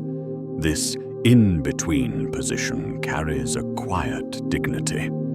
It allows humility. without erasure. Presence without dominance. The universe does not ask humans to matter. It does not assign purpose. Meaning arises naturally through interaction, through awareness encountering reality. In this sense, humanity's influence is not measured by impact, but by attention, by the simple act of noticing, of being aware that something exists. This awareness does not change the universe dramatically. It does not rewrite laws or alter cosmic trajectories, but it changes experience. It shapes meaning. It creates perspective. The universe without observers would still exist. It would still expand, form stars, collapse structures, but it would do so without being known, without being experienced. With observers present, reality gains another layer, not a higher one, but a different one. Experience becomes possible. This does not make humans special in the way myths once suggested. It makes them specific. A particular expression of awareness in a particular place and time. This specificity matters, not because it grants importance, but because it introduces variation. The universe becomes aware of itself in countless small, fragmented ways, each unique, none central. Human awareness is one of these fragments. This reframing dissolves the need for ego. There is no cosmic throne to occupy, no destiny to fulfill. There is only participation. Participation does not require achievement. It requires presence. The night sky does not respond differently when humans look up. Stars do not shift. Galaxies do not pause. And yet, something changes. Experience deepens, meaning forms. This meaning is not imposed. It emerges naturally from awareness encountering vastness. Humanity's quiet influence lies here. In the act of noticing, in the creation of perspective, in the relationship between awareness and existence. This influence does not compete with the universe. It complements it. Understanding this allows a subtle release. The pressure to matter loudly fades. The fear of insignificance softens. Meaning does not need to be earned through dominance. It exists through participation. The universe remains enormous. Humanity remains small. Both can be true without contradiction. And as this balance settles, another realization begins to form. If humanity is neither central nor irrelevant, then its place within the larger structure deserves closer attention. Not to elevate it, not to diminish it, but to understand how it fits. Because if observation matters and presence carries influence, then humanity's position within the cosmic puzzle may be more precise than it appears. And that precision invites a deeper look into where humanity stands, not above the universe, but within it. For centuries, humanity has struggled to decide where it belongs. Early stories placed humans at the center of everything, watched over by the sky, favored by creation. Later discoveries pushed that idea aside, replacing it with a colder conclusion. Humanity was no longer central, but incidental, a coincidence drifting through an indifferent universe. These two extremes could not be more different, yet both share a similar flaw. They are too simple. The universe does not appear to favor extremes.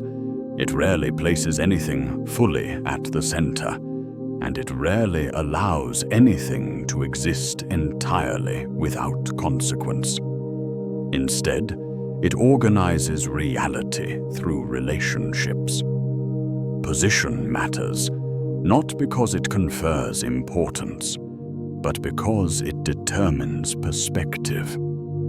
Humanity exists in a narrow range of conditions, not too close to the violent heart of stars, not too far into frozen emptiness, not early enough to witness the universe in its raw beginnings, not late enough to see its quiet exhaustion. This timing is not dramatic. It is precise. From this position, the universe is visible enough to inspire questions, yet stable enough to allow time for them to be asked. Awareness emerges where conditions are balanced, not extreme. Too much chaos dissolves structure. Too much stillness prevents change. Humanity exists where both coexist. This in-between position is often misunderstood. It is not mediocrity. It is alignment. The universe does not seem designed to highlight observers, yet it allows them to emerge in places where balance holds long enough for complexity to develop. From here, the cosmos can be observed without overwhelming the observer. The night sky is vast, but not blinding. Time is immense, but not incomprehensible. Reality unfolds at a pace that can be noticed. This suggests that humanity's position is not accidental in the way randomness is often imagined. Not designed, but permitted. Allowed by a narrow window of conditions that do not repeat endlessly across space or time. Being in between does not grant authority. It grants access. Humans are not above the universe, and they are not beneath it. They are embedded within it, capable of noticing patterns without controlling them. This embedded position changes how insignificance is understood. Small does not mean irrelevant. A key is small compared to a door, yet it matters precisely because it fits. Humanity's scale allows it to interact with reality in a particular way, neither too dominant nor too detached. The universe appears to tolerate observers only within certain limits. Awareness requires stability, energy, and time. Too much disruption prevents continuity. Too little prevents complexity. Humanity exists where both forces hold each other in check. This balance creates a quiet sense of belonging, not emotional belonging, but structural belonging. Humans fit within the puzzle without being its focal point.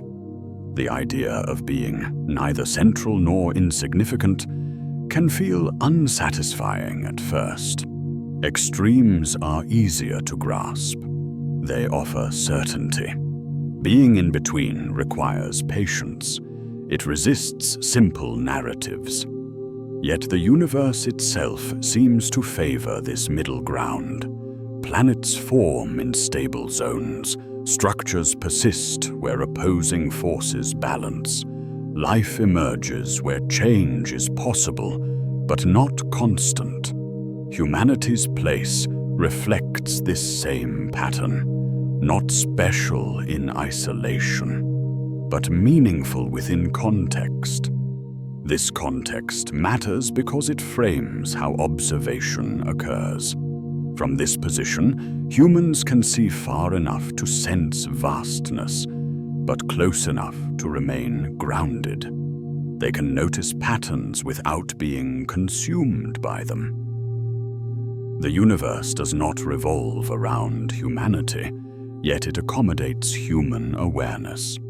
That accommodation is not generosity. It is structure, a system that allows complexity to arise under specific conditions.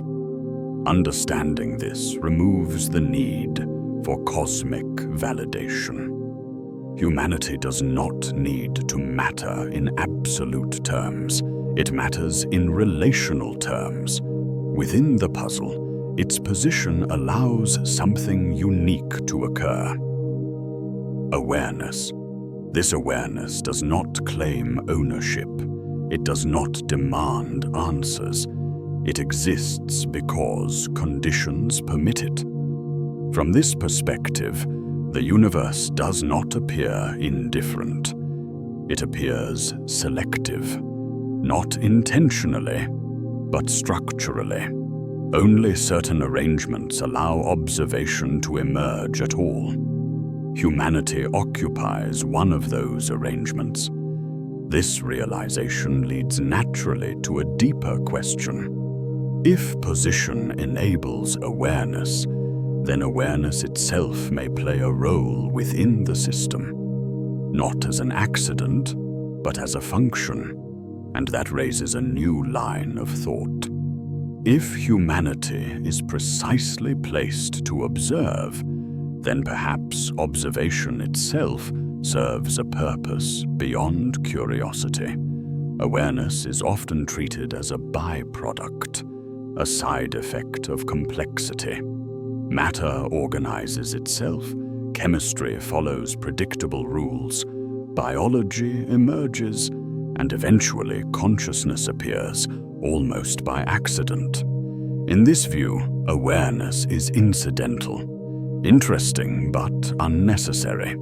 The universe does not make this assumption obvious. Awareness requires conditions that are difficult to maintain. Stability, energy flow, memory, and time must align precisely. Most of the universe does not meet these requirements. Vast regions are too violent, too cold, too empty, or too brief. Awareness does not arise everywhere. It is rare. Rarity invites attention, not because it implies intention, but because it suggests constraint. Awareness emerges only where conditions allow it, and where it does emerge, it persists long enough to notice. This persistence hints at function, not purpose in the sense of design, but role in the sense of contribution. The universe produces awareness where it can, and once produced, awareness becomes part of the system. Awareness does not observe passively. It selects, interprets, and remembers. It creates models, stories, and meanings. These are not separate from reality. They are extensions of how reality is processed. In this way, awareness becomes a tool the universe uses to examine itself, not intentionally, not consciously, but structurally. Where awareness exists, the universe gains perspective. This perspective does not alter the universe's laws. It alters experience. Reality becomes not just what happens, but what is noticed. Without awareness, the universe still exists. With awareness, it is experienced. This distinction is subtle but profound. Experience does not change existence, but it adds a layer to it. The universe gains internal reflection. This reflection is fragmented. No single observer sees everything. Awareness appears in countless forms, each limited, each local. Together, they create a distributed network of experience, none central, none complete. Human awareness is one expression of this network. This does not imply that the universe expects to be noticed in a personal sense. It implies that awareness is a natural outcome of complexity, reaching certain thresholds. And once awareness exists, it becomes woven into the system. The universe does not stop unfolding without observers, but observers allow unfolding to be registered. This registration may matter more than assumed, not because it controls outcomes, but because it preserves information. Awareness remembers. It records, interprets, and passes forward patterns of understanding. In this way, awareness becomes a stabilizing force. It does not shape stars, but it shapes narratives. It does not guide galaxies, but it guides meaning. Meaning itself does not alter physics. It alters behavior. Human actions, shaped by awareness, influence local reality. Choices accumulate, structures form, cultures emerge. These effects remain small compared to cosmic scales, yet they are not negligible. They represent feedback. The universe produces awareness, and awareness influences how the universe is engaged, at least locally. This feedback loop suggests that awareness is not merely decorative. It is functional. It plays a role in how reality organizes itself at certain scales. The universe may not require awareness to exist, but where awareness exists, reality behaves differently. Not in its laws, but in its expression. This reframing softens the divide between observer and observed. Humanity is not separate from the universe. It is a mode through which the universe becomes aware of itself. This awareness does not imply destiny. It implies participation. If awareness emerges naturally where conditions allow, then it may also disappear when conditions change. Nothing guarantees its permanence. The universe does not preserve awareness for its own sake. This fragility gives awareness weight, not because it is sacred, but because it is temporary, a phase in the universe's unfolding. The question then becomes less about why awareness exists and more about what it does while it exists. Perhaps awareness is a way for the universe to explore itself from the inside, not with intention, but with consequence. If so, then reality is not static, it is responsive. It allows awareness to emerge, interact, and eventually fade. This responsiveness raises a final, unsettling possibility.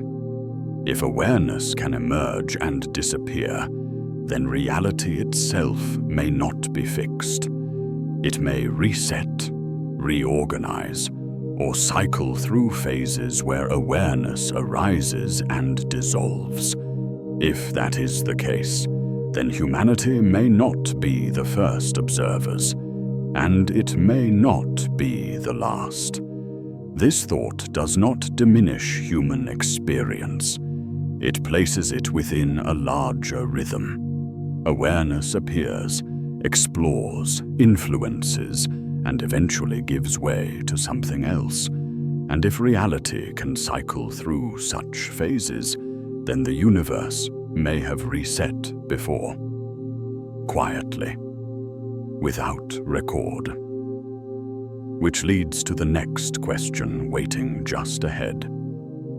If awareness is temporary, and the universe is vast beyond comprehension, then how many times has reality already begun again without anyone remembering? The universe appears vast enough to suggest permanence. Stars burn for ages beyond imagination. Galaxies persist long after individual suns fade. From a human perspective, this endurance feels almost eternal. It is tempting to believe that what exists now is the first and only version of reality. That the universe began once, unfolded once, and continues forward without repetition. Yet nothing within the universe seems to favor a single, uninterrupted trajectory. Everywhere else, cycles dominate. Stars are born, burn, collapse, and scatter their material back into space. Planets form, stabilize, and eventually erode or break apart. Even atoms rearrange endlessly, reused without regard for previous forms. Creation does not appear to move in a straight line. It loops, reshapes, and begins again using familiar ingredients. This pattern invites a quiet, unsettling thought.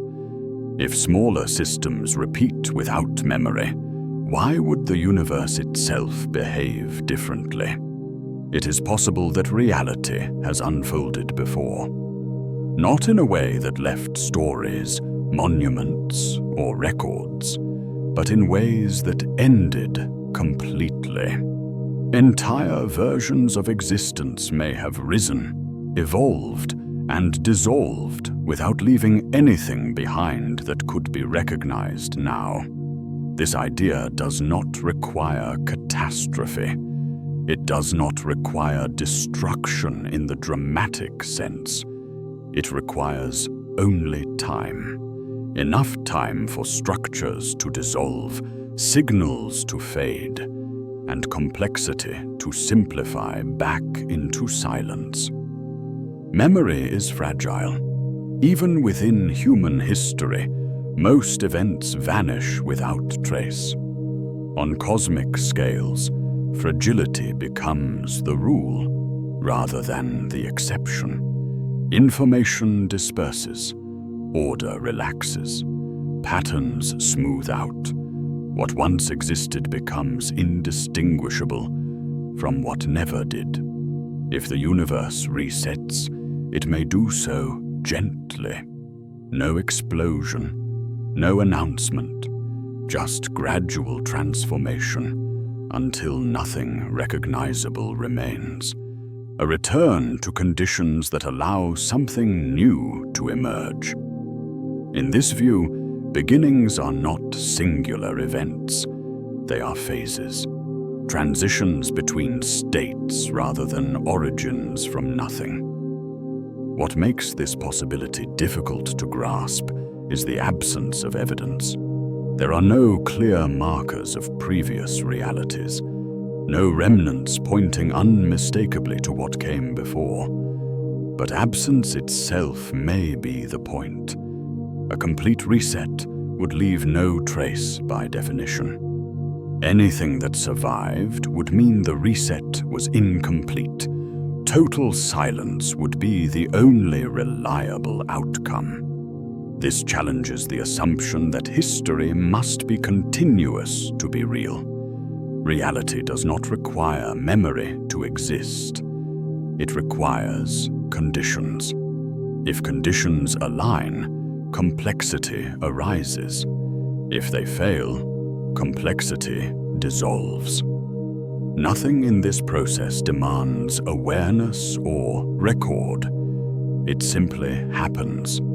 The universe may have passed through countless such phases. Long periods of complexity, followed by long periods of quiet. Awareness emerging briefly, then disappearing entirely. From within one of these phases, it would feel like the first.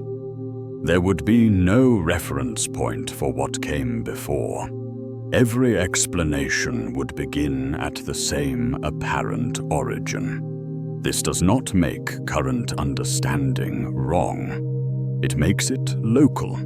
The idea that this is not the first version of everything does not imply repetition in detail.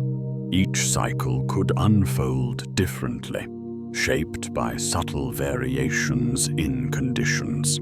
Similar patterns might return, but outcomes would not be identical.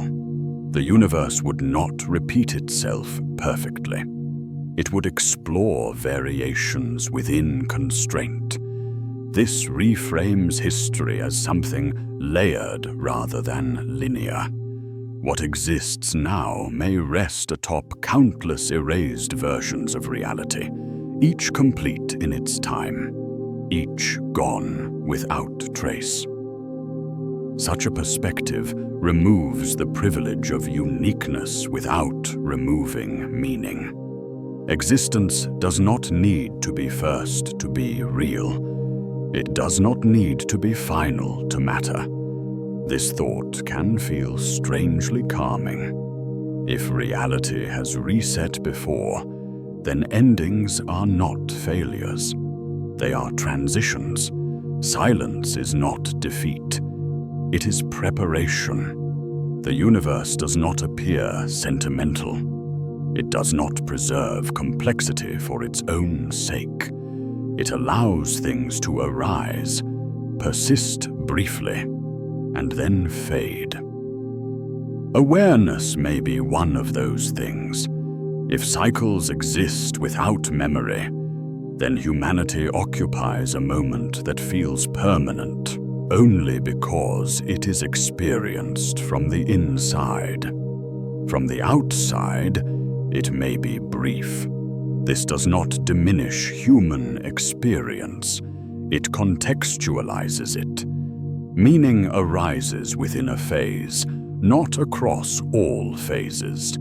The universe may not carry memory forward from one cycle to the next, but it may carry tendencies, constraints, preferences for certain structures.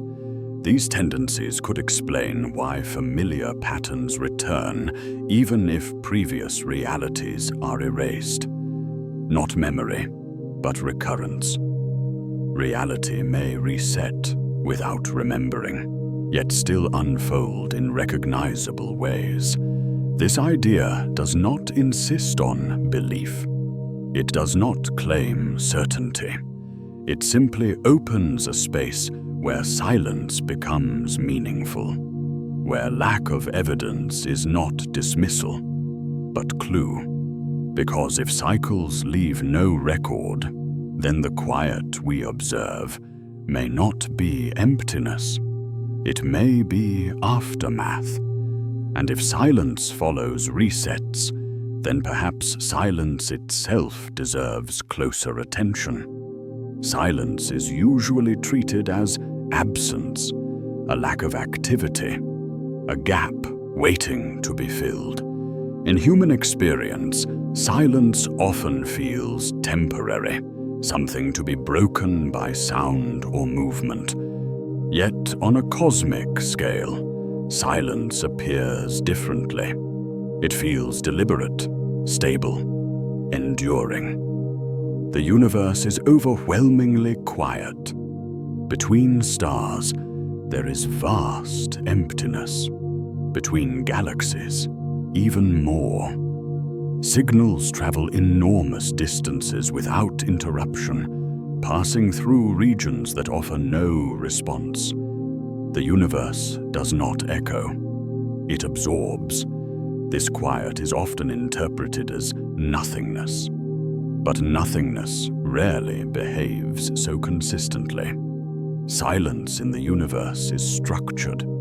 It has shape. It has scale. If reality resets, silence may not be the starting point. It may be what remains afterward.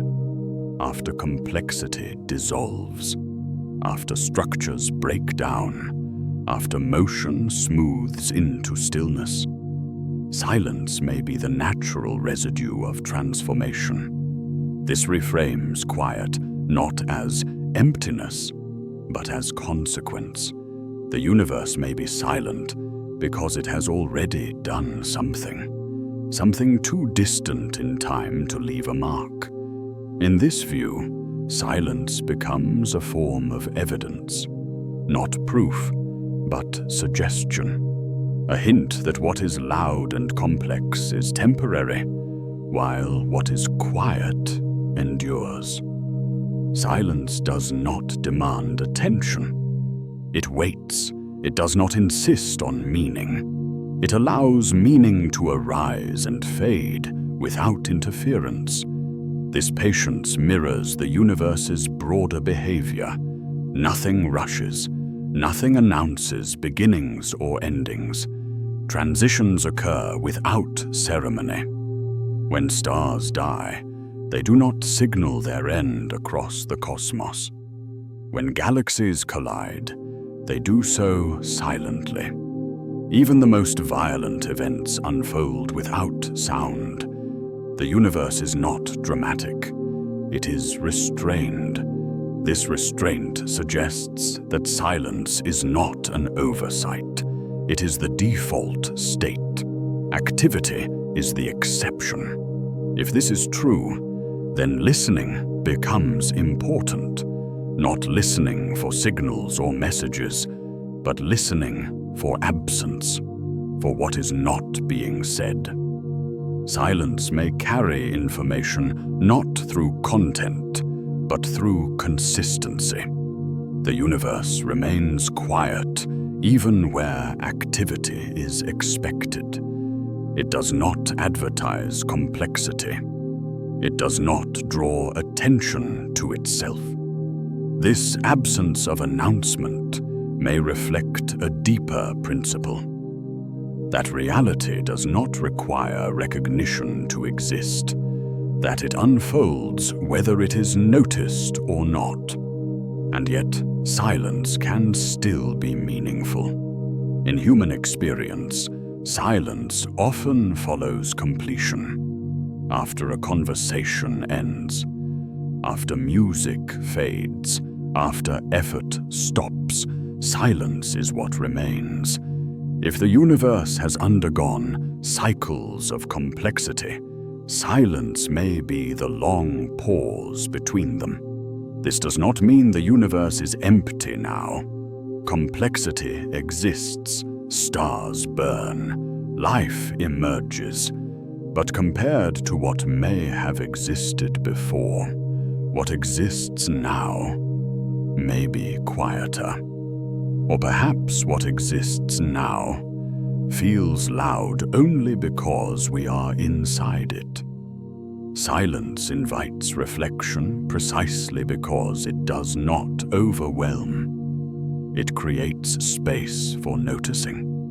When human activity fades at night, silence feels different.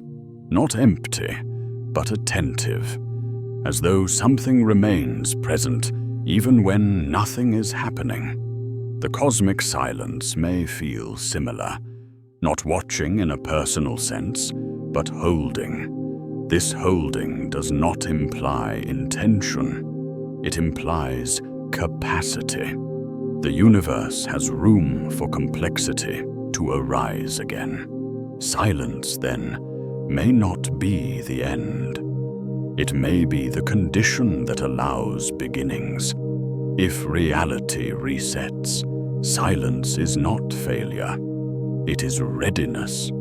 This perspective changes how quiet is experienced. Instead of feeling abandoned, the universe feels restrained, as though it is holding back rather than exhausted. The absence of noise does not mean absence of process.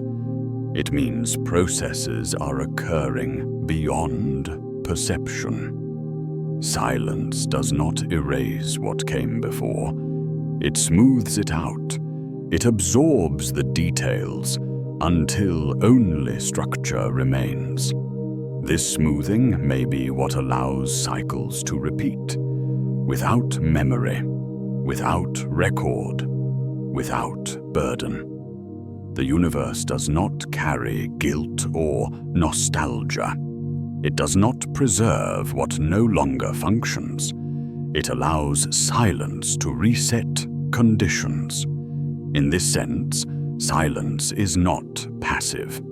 It is active in its own way. It prepares space. Listening to silence does not reveal answers. It reveals scale. It reminds observers that what is present now may not be permanent, and what is absent may not be gone forever. Silence invites humility. It asks nothing. It offers nothing explicit. It simply remains. And in remaining, it creates the conditions for something else to begin. This quiet prepares the next realization. If silence is evidence of cycles, and cycles leave no memory, then what exists now may be temporary in ways that are difficult to accept. Yet within that temporary state, awareness still emerges. Meaning still forms. Experience still matters. Silence does not negate significance. It contextualizes it. And if silence invites listening rather than explanation, then perhaps the next step is not to speak louder, but to listen more carefully. Because in the quiet, patterns emerge. Not loudly, not urgently, but slowly, patiently, waiting for attention that does not demand answers. Silence does not explain itself. It simply invites presence, and that invitation leads forward toward a deeper question. If the universe resets without memory, and silence is what remains, then what is the nature of the reality we are currently experiencing? Is it stable? Or is it simply another phase, unfolding quietly, before returning once more to silence? The universe has never been in a hurry. It does not rush toward conclusions or accelerate to meet expectations. Stars take millions of years to form, billions to fade. Galaxies drift so slowly that their motion feels invisible. Even light, the fastest thing known, carries stories from the past rather than updates from the present. The universe speaks, but it does so at a pace that human urgency rarely allows space for. Modern life moves differently. Speed has become a measure of value. Faster communication, quicker answers, instant feedback. Silence feels inefficient. Waiting feels wasteful. Attention is constantly redirected, pulled toward whatever is newest, loudest, or most immediate. In this environment, stillness becomes uncomfortable, and quiet feels empty. Yet the universe does not adapt to this pace. It does not raise its voice to be heard. It continues unfolding at the same slow rhythm it always has, indifferent to whether anything is paying attention. To hear something that speaks slowly, one must slow down as well, not physically, but mentally. Attention must linger. It must resist the impulse to move on. The universe does not reveal itself through sudden insight. It reveals itself through patience. This patience is difficult to maintain. The mind is trained to seek stimulation, to fill gaps, to resolve uncertainty quickly. Silence offers none of these rewards. It provides no immediate answers. It simply waits. But in that waiting, something shifts. Patterns begin to emerge that were invisible at higher speeds. Repetition becomes noticeable. Absence gains texture. What once felt empty starts to feel structured. The night sky is a perfect example. A quick glance reveals almost nothing, a scatter of lights against darkness. But when watched over time, relationships appear. Stars rise and fall, constellations drift. The sky is no longer static. It becomes a slow performance unfolding beyond immediate perception. The same is true of the universe as a whole. Its most significant processes do not announce themselves. They accumulate gradually. Only sustained attention reveals their presence. Slowing down does not mean withdrawing from the world. It means adjusting the way attention is applied. It means allowing questions to remain unanswered long enough for better ones to form. The universe does not reward impatience. It does not offer shortcuts. It does not simplify itself to match human expectations. Those who listen briefly hear little. Those who listen longer begin to notice more. This listening is not about decoding messages or finding hidden meanings. It is about alignment, matching the pace of attention to the pace of reality. When this alignment occurs, silence stops feeling empty. It begins to feel dense, full of processes happening beyond awareness.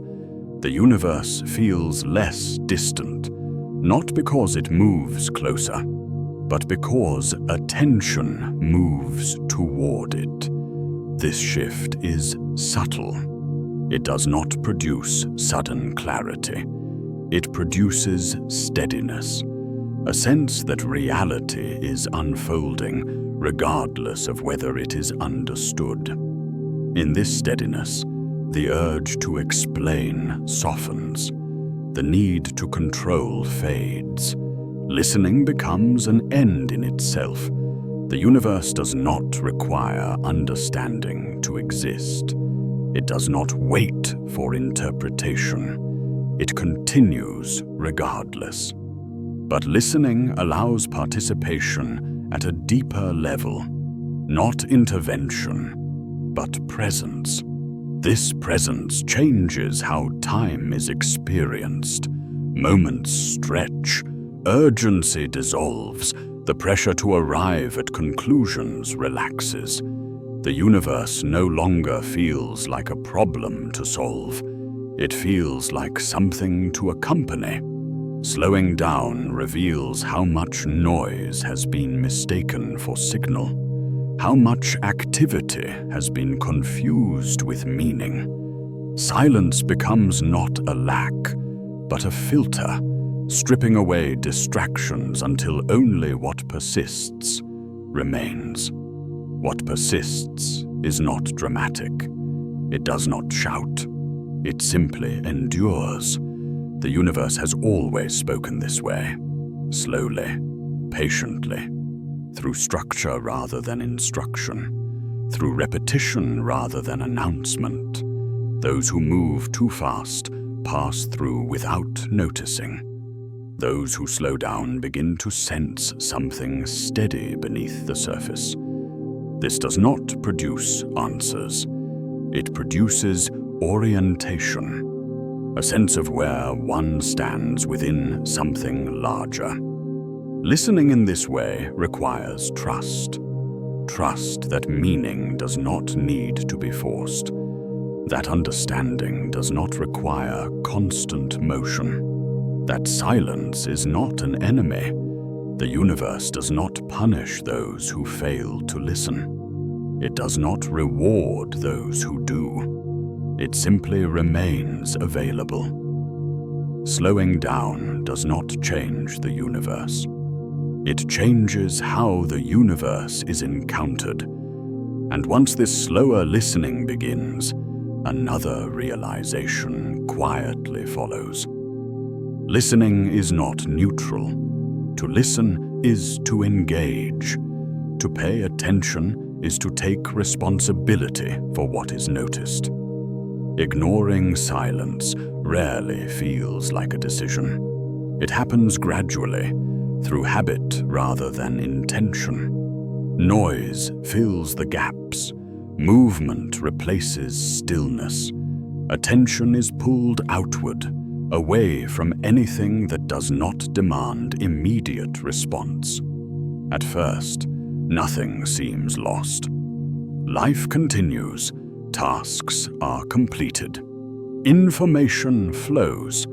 The absence of quiet feels normal, but disconnection does not arrive all at once. It accumulates. When silence is avoided, awareness narrows. Attention becomes reactive rather than reflective. The universe feels distant, abstract, reduced to background imagery rather than lived presence. This distance does not affect reality itself. It affects relationship. The universe remains vast, structured, and patient, but it is no longer felt. Without quiet, everything begins to feel urgent and small at the same time. Urgent because there is always something demanding attention. Small because nothing feels connected to anything else. The night sky becomes decoration. Time becomes pressure. Existence becomes a series of moments to be managed rather than experienced. This is not a moral failure. It is a consequence of pace. When silence is ignored, the ability to notice subtle patterns weakens. Repetition goes unseen. Slow change feels invisible. The universe appears static or chaotic because its rhythms no longer align with attention. This misalignment creates a quiet sense of disorientation, a feeling that something important is missing, without knowing what. The cost of ignoring quiet is not ignorance, it is detachment. Detached from scale, detached from continuity, detached from the sense that existence unfolds within a larger structure. Without silence, meaning becomes compressed. It must fit into short spans, quick explanations, immediate outcomes. Anything that unfolds slowly feels irrelevant. But the universe unfolds slowly. Ignoring that pace creates a false impression that reality itself is fragmented, that nothing lasts, that everything is fleeting and unstable. This impression does not reflect the universe. It reflects how it is being approached. When silence is dismissed, the universe is encountered only through noise, through data, headlines, summaries. These offer information, but they rarely offer orientation. Orientation requires quiet. It requires space for reflection. It requires time without demand. Without this space, awareness becomes shallow, not unintelligent, but rushed. The universe does not correct this. It does not compensate for lost attention. It simply continues, unnoticed. This unnoticed unfolding is where the real cost lies, not in missing facts, but in missing context. Context is what allows understanding to deepen rather than accumulate. It connects observations into patterns rather than lists. Ignoring quiet breaks these connections. Everything becomes isolated. Stars are just stars. Time is just time. Life is just life. The sense of belonging within something larger fades. This fading does not feel dramatic. It feels ordinary, which is why it is so easy to overlook. Silence does not demand attention. It waits. When ignored long enough, it begins to feel unfamiliar, even threatening. Quiet moments become uncomfortable. Stillness feels restless. The urge to fill space grows stronger. This creates a feedback loop. The more silence is avoided, the harder it becomes to return to it. The universe feels increasingly distant, increasingly abstract. And yet, nothing has changed except attention. The universe remains open. Silence remains available. The night still arrives. The cost of ignoring quiet is not permanent. It is reversible. Listening again does not require withdrawal or retreat. It requires choice, a willingness to allow silence without filling it. This willingness restores connection gradually, not through revelation, but through familiarity. The universe does not reintroduce itself dramatically. It resumes its slow presence. Patterns become noticeable again. Time regains depth. Meaning does not appear as answers. It appears as coherence. Ignoring quiet makes reality feel fragmented. Listening restores continuity. This continuity does not provide comfort in the traditional sense. It provides grounding, a sense that existence is unfolding within a larger rhythm, regardless of individual concerns. The universe does not ask to be understood. It asks nothing at all. But when quiet is allowed, something important happens. Awareness reorients, perspective widens, urgency softens. This is not enlightenment. It is alignment. The cost of ignoring quiet is disconnection from this alignment. The benefit of returning to it is not certainty, but steadiness. As this steadiness returns, the universe feels less like a backdrop and more like a presence again. Not personal, not intentional, but undeniably there. This prepares the ground for what comes next, because listening is not an end, it is a beginning. Once quiet is restored, synthesis becomes possible. Connections form across ideas that once felt separate. Time, memory, observation, and awareness begin to converge. The universe does not reveal a final truth. It reveals a pattern, and recognizing that pattern leads naturally to the final question. Not about what the universe is, but about how to live within it, knowing what has been noticed and what remains forever quiet. For as long as humans have looked upward, there has been a quiet expectation that the universe owes an explanation. That if enough questions are asked, enough data gathered, enough patterns identified, a final answer will eventually appear. A moment when uncertainty collapses into clarity, and the story of everything becomes complete. Yet the universe does not seem to move in that direction. With every layer of understanding added, new questions emerge beside it. Discoveries do not close doors, they open corridors. What once appeared mysterious becomes structured, only to reveal deeper uncertainty beneath that structure. The more is known, the more expansive the unknown becomes. This pattern repeats so consistently that it begins to feel intentional, though nothing suggests intention at all. The universe does not withhold answers out of secrecy. It simply does not resolve itself into finality. Instead, it offers invitations. Each observation points beyond itself. Each explanation gestures toward something larger, something unfinished.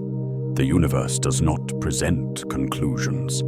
It presents openings, spaces where curiosity can rest without rushing to closure. This is uncomfortable for a mind trained to seek resolution. Answers provide relief. They create stopping points. Mystery requires endurance. But the universe does not appear concerned with providing relief. It unfolds patiently, indifferent to whether its behavior satisfies expectation.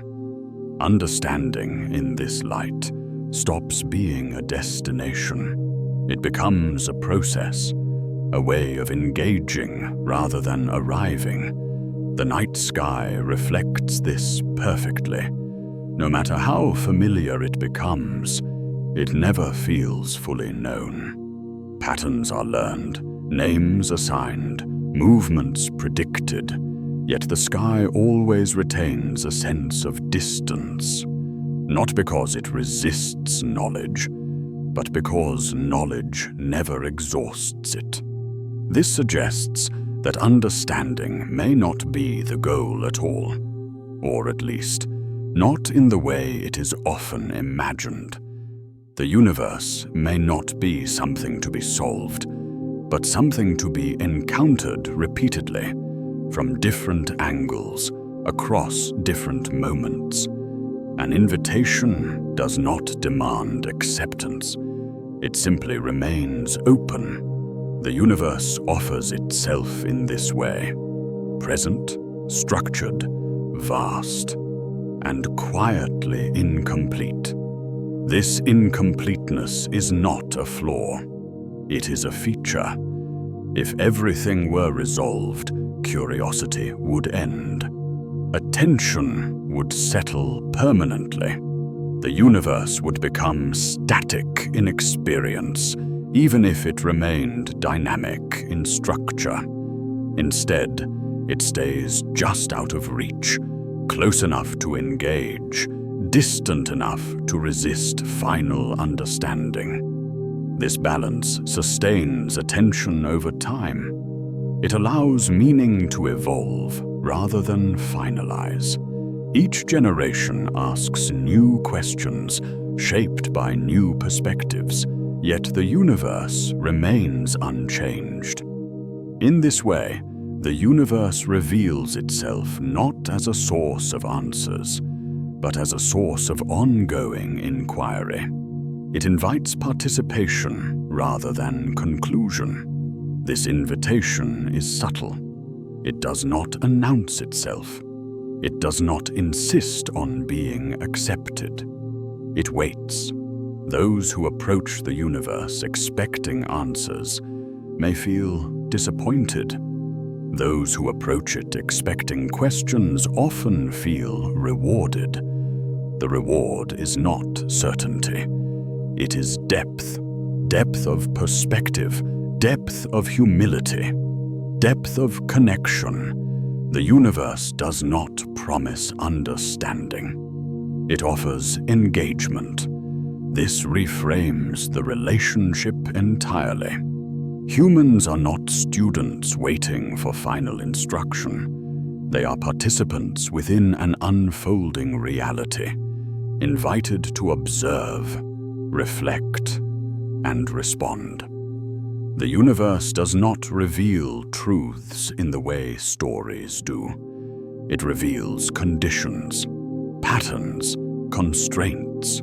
From these, meaning emerges naturally, not as a final statement, but as a living process. The more carefully this is noticed, the more the pressure to know everything dissolves. Understanding becomes something that grows rather than completes. The universe does not hurry toward clarity. It does not reward certainty over curiosity. It allows both to exist, but it does not prioritize one over the other. In this sense, the slow revelation of the universe is not about information. It is about orientation, learning how to stand within uncertainty without needing to dominate it. This orientation shifts how questions are asked. Instead of demanding answers, questions become invitations themselves, ways of opening attention rather than closing thought. The universe responds to these questions not with conclusions, but with continued unfolding. This is not frustration. It is consistency. Reality does not collapse into explanation because it does not need to. It continues whether it is understood or not.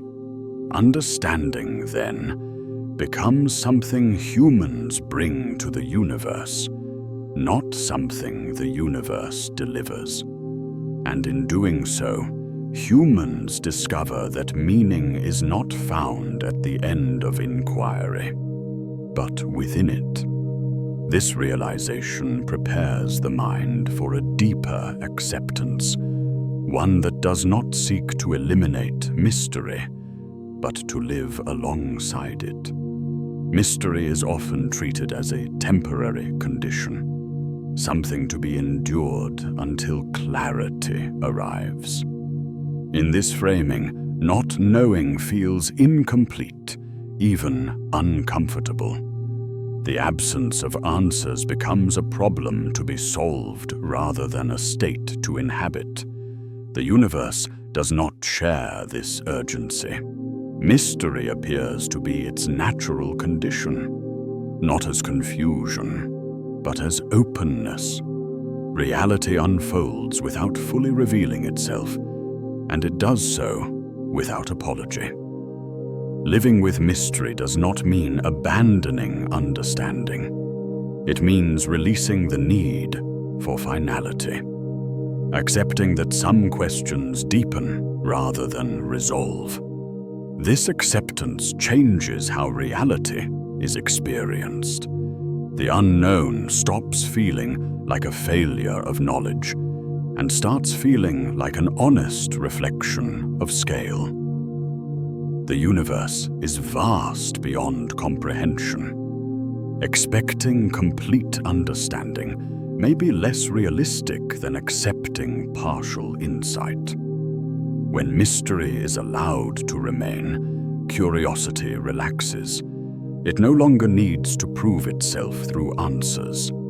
It becomes a mode of attention rather than a tool of conquest.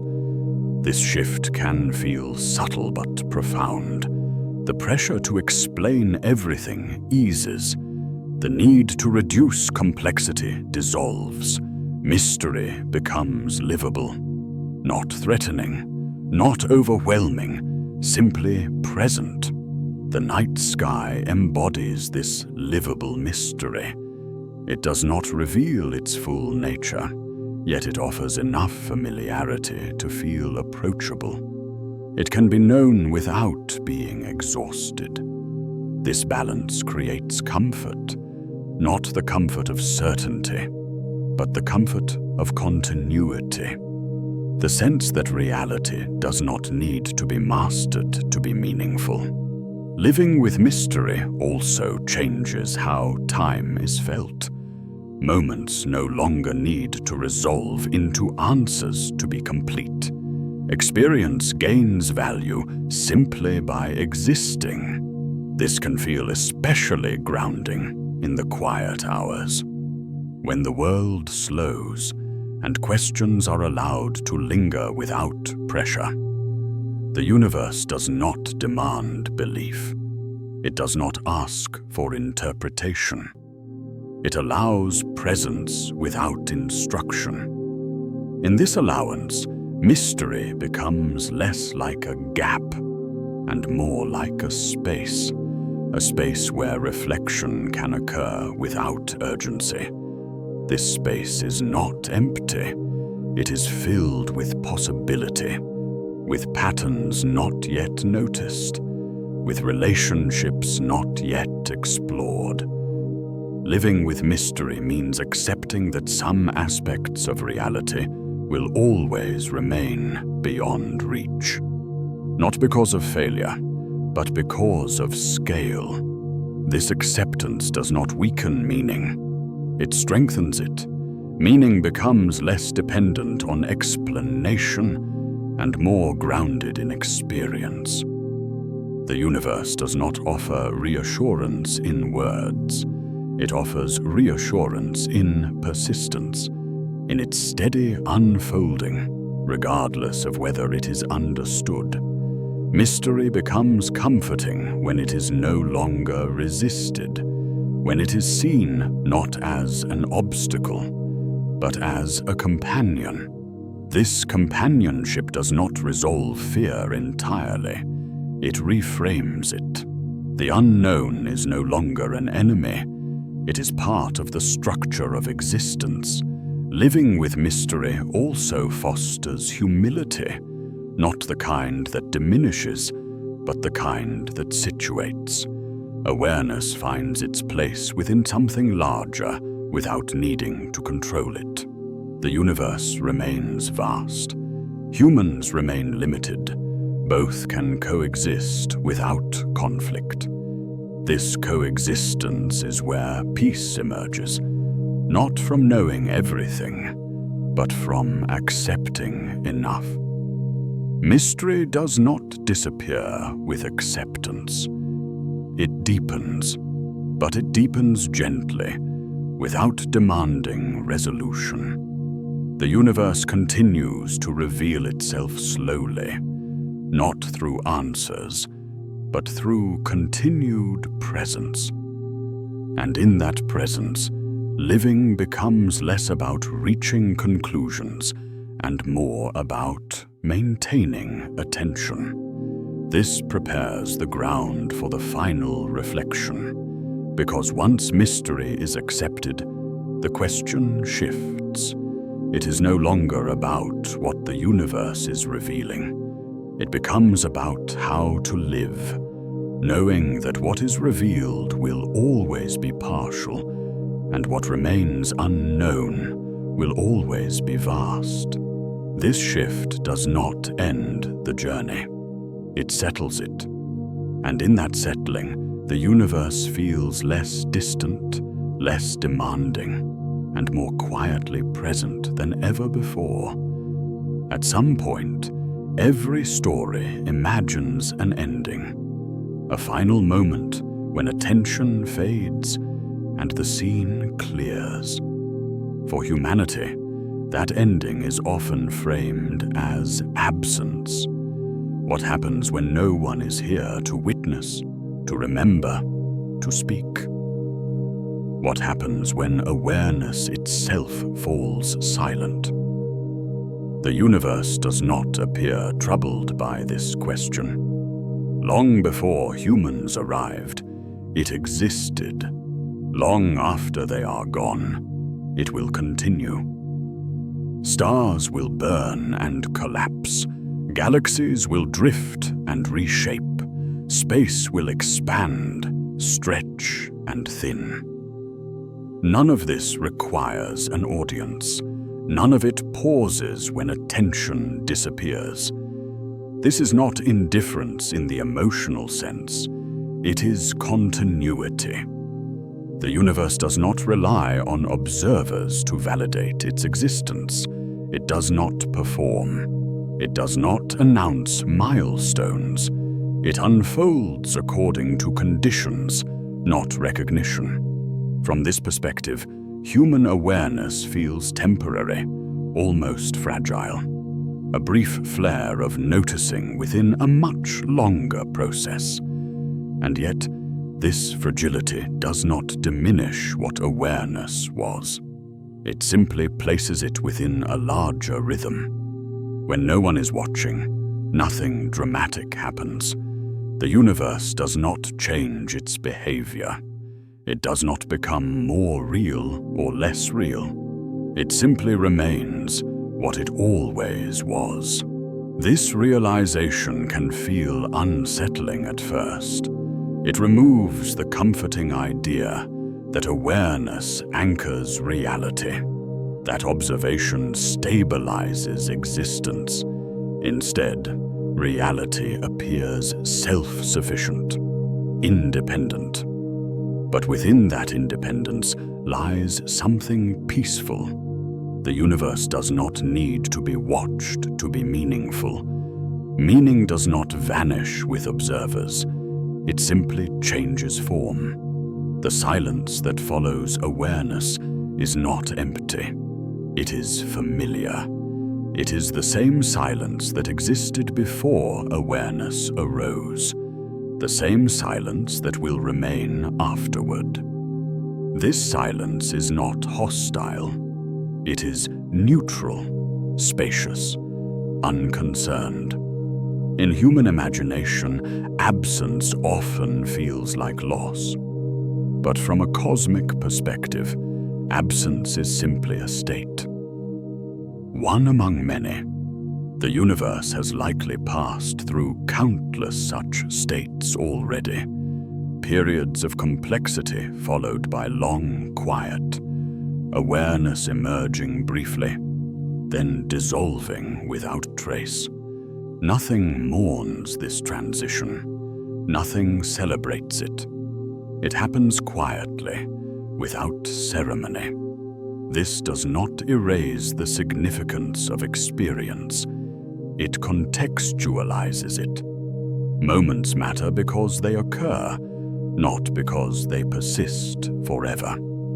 The universe without us is not a void. It is a continuation. Stars do not burn differently without witnesses. Space does not expand more slowly. Time does not hesitate. And yet, imagining the universe without observers shifts perspective. It removes urgency. It softens the need for permanence. What was noticed does not need to last to have been real. What was experienced does not need to be remembered to have mattered. The universe does not collect experiences. It does not archive meaning. It allows them to arise and fade. This allowance is not cruel. It is generous. It creates space for endless variation.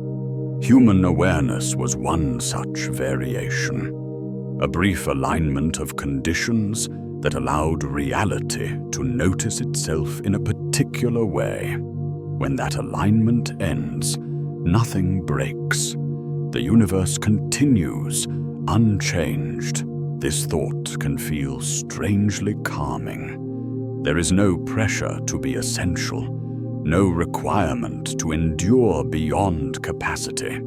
Existence does not need justification. The universe without us feels vast, quiet, and complete in its own way. Not finished, but sufficient. This sufficiency does not erase the value of awareness. It simply releases it from the burden of permanence. The night sky does not look different when no one looks up. It remains patient, expansive, unaltered. In that patience, there is peace, because nothing needs to be held together by attention. Nothing collapses when awareness fades. The universe is not fragile. This realization prepares the mind for stillness, for letting go without fear, for resting without needing answers. As attention loosens, the universe does not disappear. It remains steady and quiet. And in that quiet, something familiar returns.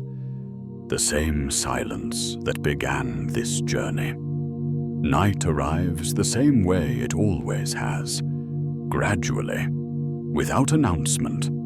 The noise of the day softens, then recedes, lights dim, movement slows. The world does not stop, but it releases its urgency.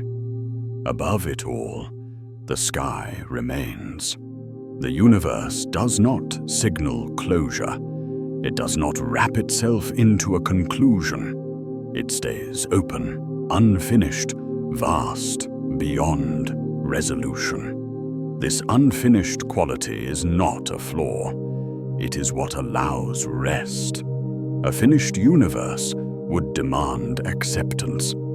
An unfinished one invites presence. As awareness settles into stillness, questions no longer need to be answered. They can remain suspended, like stars held in darkness, visible, distant, unresolved. The sky does not end.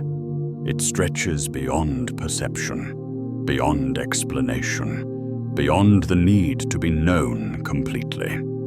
This openness mirrors sleep itself. Falling asleep is not an act of completion. It is a letting go, a release of control, a willingness to rest within uncertainty.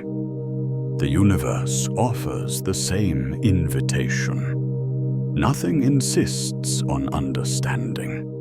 Nothing demands interpretation. The sky simply exists, quietly, generously. In this final quiet, the ideas explored earlier do not resolve into certainty. They soften into atmosphere, patterns, cycles, silence, awareness, memory. All remain present, but none demand attention. The universe does not lean closer at this moment. It does not retreat. It holds its position, unchanged. This steadiness is what makes rest possible. To fall asleep beneath an unfinished sky is to accept that not everything needs to be settled. That meaning does not require conclusion. That mystery can remain without discomfort. The night does not offer answers. It offers continuity. As the mind drifts, awareness loosens its grip. The need to understand fades gently. Thoughts slow, then thin, then dissolve. The universe remains, not watching, not responding, simply unfolding as it always has. This unfolding does not care whether it is noticed, but when it is noticed, even briefly, it offers something rare. Perspective. Perspective does not demand clarity. It offers scale. Under that scale, individual concerns soften. Urgency dissolves. The pressure to know, to decide, to conclude, loses its hold. Sleep arrives naturally in this softened state. The universe does not mark the moment when awareness fades. It does not pause. It does not change course. The silence holds. This silence is not the end of inquiry. It is the space in which inquiry rests. If your eyes are feeling heavy now, that's perfectly okay. Let your shoulders soften.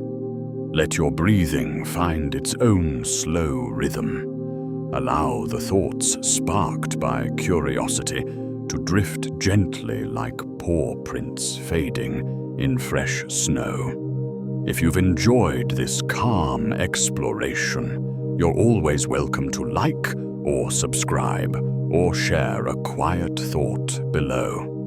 And if you're still awake and curious, there's another gentle journey waiting on your screen, ready whenever you are. But for now, there's nothing left to do. The night can hold the rest. Let the images fade.